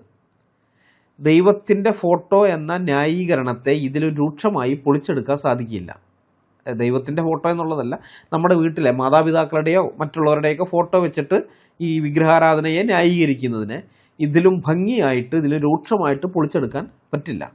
വായനക്കാരൻ്റെ നെഞ്ചിൽ തറയ്ക്കുന്ന വിധം അല്പം പോലും ദയയില്ലാതെയാണ് ബ്രഹ്മാനന്ദ ശിവയോഗി വാദം മുന്നോട്ട് വയ്ക്കുന്നത്. ബ്രഹ്മാനന്ദ ശിവയോഗിയോടെ ചോദിക്കുന്നത് സാമാന്യബോധമുള്ള ആർക്കും ഒഴിഞ്ഞു മാറാൻ കഴിയാത്തൊരു ചോദ്യമാണ്. അതായത് അച്ഛൻ്റെ ഫോട്ടോ വെക്കുന്നത് പോലെയാണ് ഈ ദൈവത്തിൻ്റെ വിഗ്രഹം വെക്കുന്നത്. ആ വാദത്തിൽ അദ്ദേഹം ചോദിക്കുകയാണ്, അച്ഛൻ്റെ ഫോട്ടോ എടുക്കാൻ ഫോട്ടോഗ്രാഫർക്ക് അച്ഛനെ നേരിട്ട് കാരണമായിരുന്നു. മാത്രമല്ല അച്ഛൻ എങ്ങനെ ഇരിക്കുമെന്ന് മക്കൾക്കും നേരിട്ട് അറിയാം. എന്നാൽ നിങ്ങളുടെ ഈ വിഗ്രഹം ഉണ്ടാക്കിയ കല്ലാശാരി ഉണ്ടല്ലോ, അതിന് ശില്പി, ദൈവത്തെ നേരിട്ട് കണ്ടിട്ടുണ്ടോ? ദൈവത്തെ പോയി കണ്ട് അളവെടുത്തിട്ടാണോ അവൻ ഈ പ്രതിമ ഉണ്ടാക്കിയത്? അതോ ദൈവത്തിന് 4 കൈയും തുമ്പിക്കൈയും ഉണ്ടെന്ന് അവൻ സ്വയം അങ്ങ് തീരുമാനിച്ചതാണോ? കണ്ടിട്ടുള്ള ആളുടെ ചിത്രം വയ്ക്കുന്നത് ഓർമ്മ, അതിനു വേണ്ടിയാണ്, ഓർമ്മയ്ക്ക് വേണ്ടിയിട്ടാണ്. എന്നാൽ കാണാത്ത ഒന്നിൻ്റെ ചിത്രം ഉണ്ടാക്കി വയ്ക്കുന്നത് ഭ്രാന്ത് അല്ലെങ്കിൽ വ്യാജം ആണ്. മനസ്സിലായ? അച്ഛൻ്റെ ഫോട്ടോ യാഥാർത്ഥ്യമാണ്, മക്കൾ കണ്ടിട്ടുണ്ട്, ഫോട്ടോഗ്രാഫറും കണ്ടിട്ടുണ്ട്. എന്നാൽ നിങ്ങളുടെ വിഗ്രഹം ഇത് ആശാരിയുടെ വെറും ഫാൻറ്റസി മാത്രമാണ്, ശില്പിയുടെ വെറും ഫാൻറ്റസി മാത്രമാണ്. ഒരു കല്ലാശാരിയുടെ ഭാവനയെ അല്ലെങ്കിൽ ഒരു മരയാശാരിയുടെ ഭാവനയെ ദൈവമാണെന്നും പറഞ്ഞ് തൊഴാൻ നിങ്ങൾക്ക് നാണമില്ലേ എന്നാണ് ബ്രഹ്മാനന്ദ ശിവയോഗി ചോദിക്കുന്നത്. രണ്ടാമത് അദ്ദേഹം പറഞ്ഞത് ഈ ദൈവത്തെ കാർട്ടൂൺ ആക്കുന്ന ആൾക്കാരെന്നുള്ള നിലയിൽ ഇതൊക്കെ പരിഹാസമാണ്. അതായത് ദൈവത്തിന് രൂപമില്ല എന്നൊരു വശത്ത് പറയുകയും മറുവശത്ത് വിഗ്രഹം ഉണ്ടാക്കുകയും ചെയ്യുന്നതിലെ കാപട്യത്തെയാണ് ശിവയോഗി തുറന്നു കാട്ടുന്നത്. അപ്പം ഇവർ പറയുന്നത് ദൈവം സർവ്വവ്യാപിയാണ്, ദൈവം നിരാകാരനാണ്, നിരാകാരൻ ആകാരമില്ലാത്തവൻ, രൂപമില്ലാത്തവൻ ആണ്, അങ്ങനെയൊക്കെ വേദങ്ങളിൽ പറയുന്നുണ്ട്. അപ്പോൾ അതാണ് അദ്ദേഹം എടുക്കുന്നത്. അങ്ങനെയാണെങ്കിൽ രൂപമില്ലാത്ത ഒന്നിൻ്റെ ഫോട്ടോ എങ്ങനെ എടുക്കാൻ പറ്റും? ഇപ്പോൾ വായുവിൻ്റെ ഫോട്ടോ എടുക്കാൻ പറ്റുമോ? സ്നേഹത്തിൻ്റെ ഫോട്ടോ എടുക്കാൻ പറ്റുമോ? സ്നേഹപ്രകടനത്തിൻ്റെ ഫോട്ടോ എടുക്കാം, പക്ഷെ സ്നേഹം എന്ന് പറയുന്ന ആ വികാരത്തിൻ്റെ, സ്നേഹത്തിൻ്റെ ഫോട്ടോ എടുക്കാൻ പറ്റുമോ? ഇല്ല. കാരണം സ്നേഹത്തിന് രൂപമില്ല. അങ്ങനെ ഇരിക്കെ ഈ രൂപമില്ല എന്ന് പറയുന്ന ദൈവത്തിൻ്റെ ഫോട്ടോ നിങ്ങൾക്ക് എങ്ങനെ കിട്ടി? രൂപമില്ലാത്ത ദൈവത്തിന് മനുഷ്യൻ്റെ രൂപം, അതും പലപ്പോഴും വികൃതമായ രൂപങ്ങളാണ്. സാധാരണഗതിയിലുള്ള ഇത് ഇവരുടെ കുറവാണ്. എല്ലാത്തിനും 8, 10, 20 കൈകൾ, തലകൾ കുറേ കാണും, കാല് പക്ഷേ 2 ഉണ്ടാവാറുള്ളൂ കേട്ടോ, കാലിന് വലിയ വ്യത്യാസം കാണാറില്ല. അല്ലെങ്കിൽ മൃഗവും മനുഷ്യനും കൂടി ചേർന്നിട്ടുള്ള രൂപം. അപ്പോൾ വികൃതമായ ഈ ഇങ്ങനെ രൂപങ്ങൾ നൽകുക വഴി ഇവർ ദൈവത്തെ അപമാനിക്കുകയാണ്. മനസ്സിലായോ? കല്ലിലും മരത്തിലും കൊത്തിവെക്കുന്ന രൂപങ്ങൾ ദൈവത്തിൻ്റെ ഫോട്ടോയല്ല, മറിച്ച് മനുഷ്യൻ ദൈവത്തെ ഭാവന ചെയ്ത് വരച്ച കാർട്ടൂണുകൾ മാത്രമാണ്. ആ കാർട്ടൂണുകളെ നോക്കി ഇതാണ് പ്രപഞ്ച സൃഷ്ടാവ് എന്ന് പറയുന്നത് ദൈവനിന്ദയല്ലെങ്കിൽ പിന്നെന്താണ്? ഇനി മൂന്നാമത് അദ്ദേഹം ചോദിക്കുന്ന ചോദ്യം ഹു ഈസ് ദ മോഡൽ എന്നുള്ളതാണ്. മോഡൽ ആരാ? ഏതൊരു ചിത്രത്തിനും ഒരു മോഡൽ വേണം. ഇപ്പോൾ അച്ഛൻ്റെ ചിത്രത്തിൻ്റെ മോഡൽ ആരാണ്? അച്ഛനാണ്. അതുപോലെ വിഗ്രഹത്തിൻ്റെ മോഡൽ ആരാണ്? ചിത്രകാരൻ ഒരു സ്ത്രീയുടെ പടം വരച്ച് അത് സരസ്വതിയാണെന്ന് പറയുന്നു. ഒരു പുരുഷൻ്റെ പടം വരച്ച് അത് ശിവനാണെന്ന് പറയുന്നു. ആ ചിത്രകാരൻ വരച്ചത് അവൻ്റെ അയൽവക്കത്തുള്ള ശാന്തയെയോ ഗീതയെയോ വേറെ ഏതെങ്കിലും സ്ത്രീയൊക്കെ മനസ്സിൽ കണ്ടിട്ടായിരിക്കും. അയൽവക്കത്തുള്ള ഏതെങ്കിലും സ്ത്രീയെ, അല്ലെങ്കിൽ പുരുഷനാണെങ്കിൽ അപ്പുറത്തുള്ള വേറെ ഏതെങ്കിലുമൊക്കെ അവൻ്റെ അയൽവക്കത്തുള്ളത്, അവൻ്റെ പരിചയത്തിലുള്ളത്, അല്ലെങ്കിൽ അവൻ്റെ മനസ്സിൽ തോന്നിയ ഏതെങ്കിലും ആൾക്കാരുടെയൊക്കെ രൂപത്തെയാണ് വരച്ച് വയ്ക്കുന്നത്. എന്നിട്ട് പറയും ഇത് സരസ്വതി, ഇത് ശിവൻ. അപ്പോൾ നിങ്ങൾ ക്ഷേത്രത്തിൽ പോയി തൊഴുന്നത് ദൈവത്തെയല്ല, മറിച്ച് ആ വിഗ്രഹം ഉണ്ടാക്കിയ ശില്പിയുടെ മനസ്സിലെ തോന്നലിനെയാണ്. മനുഷ്യൻ്റെ തോന്നലിനെ ദൈവമായി കണ്ട് ആരാധിക്കുന്നതിലും വലിയ അന്ധവിശ്വാസം ലോകത്തുണ്ടോ? ഒരു ആശാരിയുടെ ഭാവനയ്ക്ക് മുന്നിൽ സാഷ്ടാംഗം പ്രണമിക്കുന്ന നിങ്ങൾ സ്വന്തം ബുദ്ധിയെ പണയം വെച്ചിരിക്കുകയാണ് കേട്ടാ. അതാണ് ബ്രഹ്മാനന്ദ ശിവയോഗി പറയുന്നത്. അദ്ദേഹത്തിൻ്റെ ചോദ്യം വളരെ സ്പഷ്ടമാണ്, വളരെ അക്യുറേറ്റുമാണത്. നിങ്ങളുടെ അച്ഛൻ്റെ ഫോട്ടോ നോക്കി നിങ്ങൾക്ക് പറയാം ഇതെൻ്റെ അച്ഛനാണെന്ന്, കാരണം നിങ്ങൾ അച്ഛനെ കണ്ടിട്ടുണ്ട്.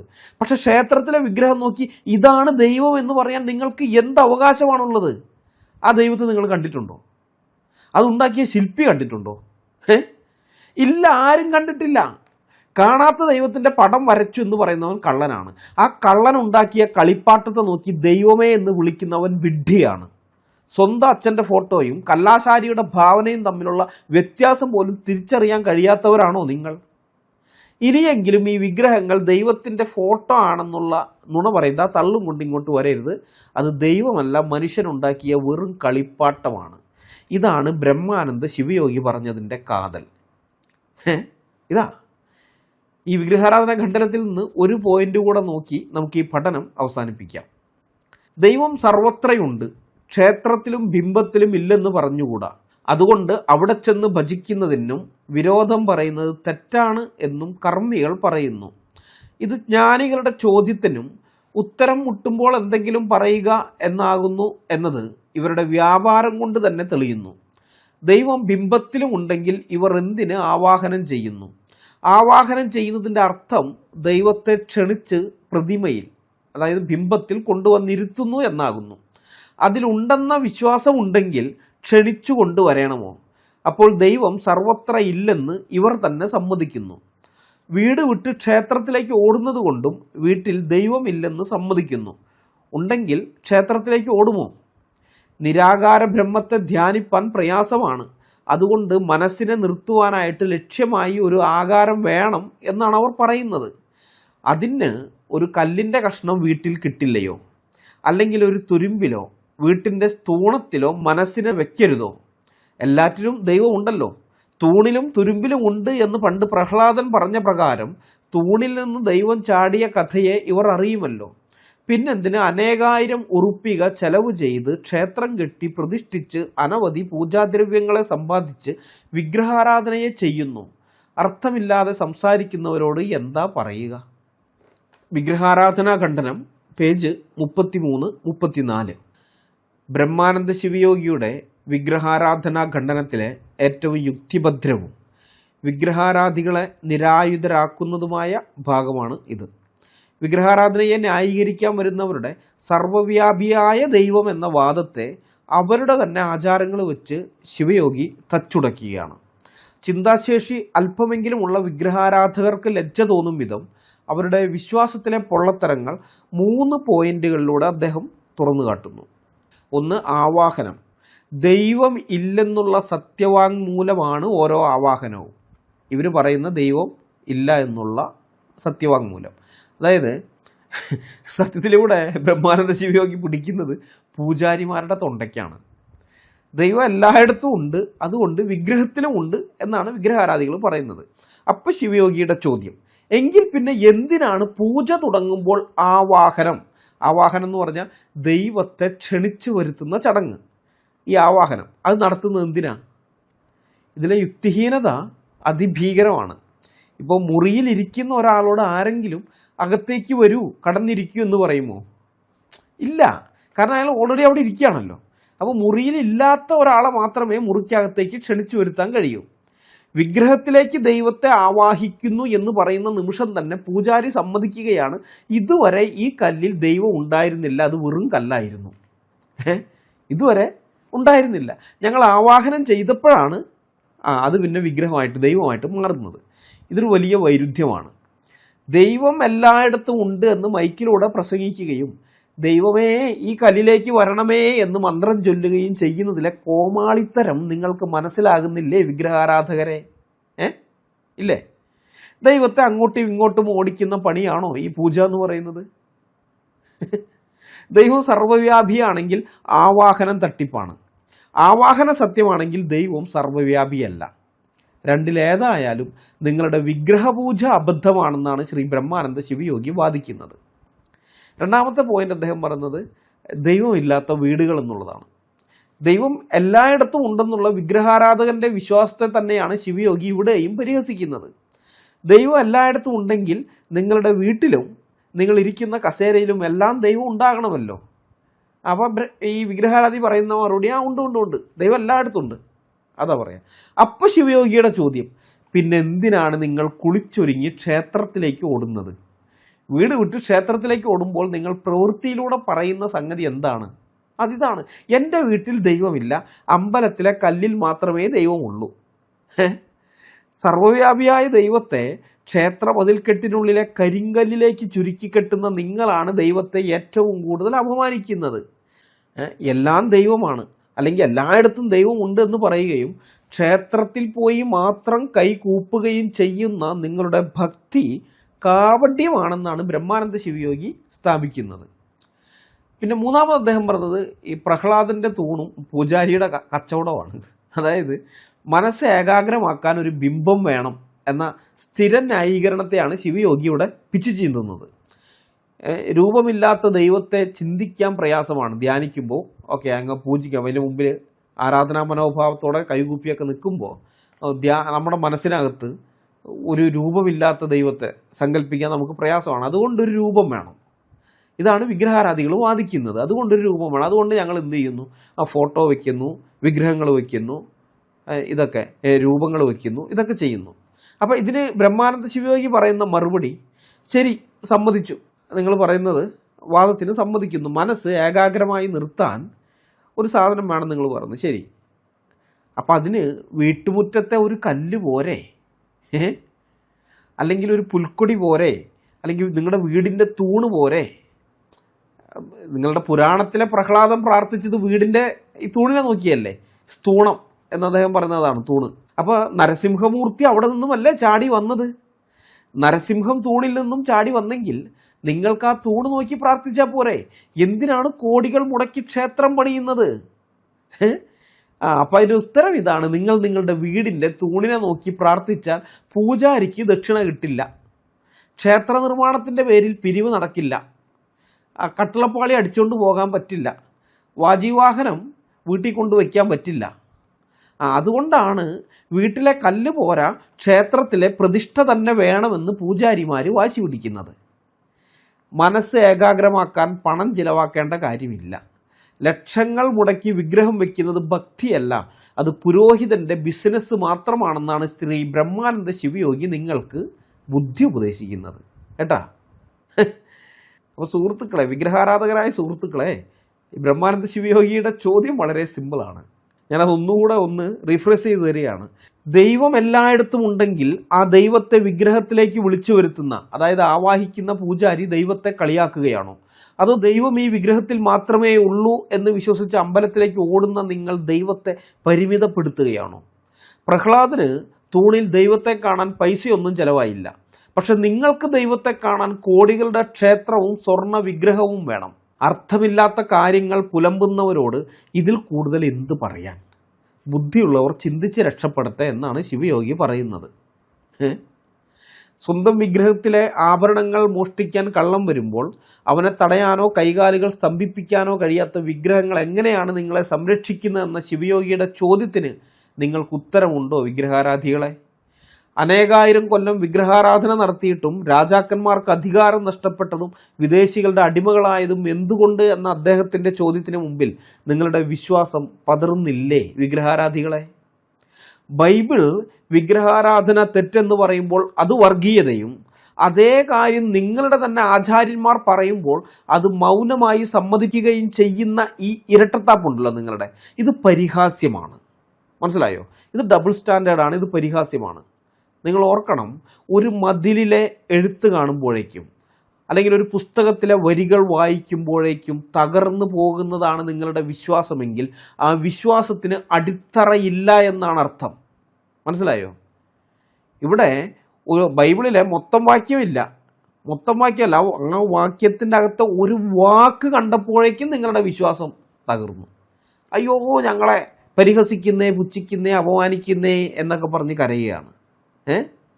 സത്യം പറയുന്നവരെ പോലീസിനെ കൊണ്ട് ഭീഷണിപ്പെടുത്തി നിങ്ങൾക്ക് നിശബ്ദരാക്കാൻ പറ്റും, പക്ഷെ സത്യത്തെ എന്നേക്കുമായി കുഴിച്ചു മൂടാൻ നിങ്ങൾക്ക് കഴിയില്ല. സ്രഷ്ടാവിനെ വിട്ട് സൃഷ്ടിയെ ആരാധിക്കുന്നത് ഭോഷ്കാണെന്ന് ബൈബിൾ പറഞ്ഞാലും ശിവയോഗി പറഞ്ഞാലും അത് സത്യം തന്നെയാണ്. ആ സത്യം തിരിച്ചറിയാനുള്ള വിവേകമാണ് വേണ്ടത്, അല്ലാതെ വിയോജിപ്പുകളെ മായ്ച്ചു കളയുന്ന അസഹിഷ്ണുതയല്ല. മനസ്സിലായ? അത്തരം അസഹിഷ്ണുതകൾ കൊണ്ട് യാതൊരു പ്രയോജനവും ഇല്ല. അത് നിങ്ങൾ മനസ്സിലാക്കുക. ചിന്തിക്കുന്ന ആളുകൾക്ക് ഈ വിഗ്രഹാരാധനയിലുള്ള വിഡ്ഢിത്തരം മനസ്സിലാക്കാൻ, അതിലെ ഭോഷത്തരം മനസ്സിലാക്കാൻ, അതിലെ കുട്ടിക്കളി മനസ്സിലാക്കാൻ ബ്രഹ്മാനന്ദ ശിവയോഗിയുടെ ഈ വാദങ്ങൾ മതിയാകും എന്ന് ഞാൻ വിചാരിക്കുന്നു. അതുകൊണ്ട് അങ്ങനെ അതുമായി നടക്കുന്നവരോട് പറയണം, നിങ്ങളതൊക്കെ വിട്ടുകളയും. യഥാർത്ഥ ദൈവം, നിങ്ങളുടെ സ്രഷ്ടാവായ ദൈവം, ആ ദൈവത്തെ നിങ്ങൾക്ക് ഉണ്ടാക്കാൻ പറ്റില്ല. ഇപ്പം എൻ്റെ പിതാവിന് എന്നെ ജനിപ്പിക്കാൻ പറ്റും, എനിക്കൊരിക്കലും എൻ്റെ പിതാവിനെ ജനിപ്പിക്കാൻ പറ്റില്ല, എനിക്ക് എൻ്റെ പിതാവിനെ ഉണ്ടാക്കാൻ പറ്റില്ല.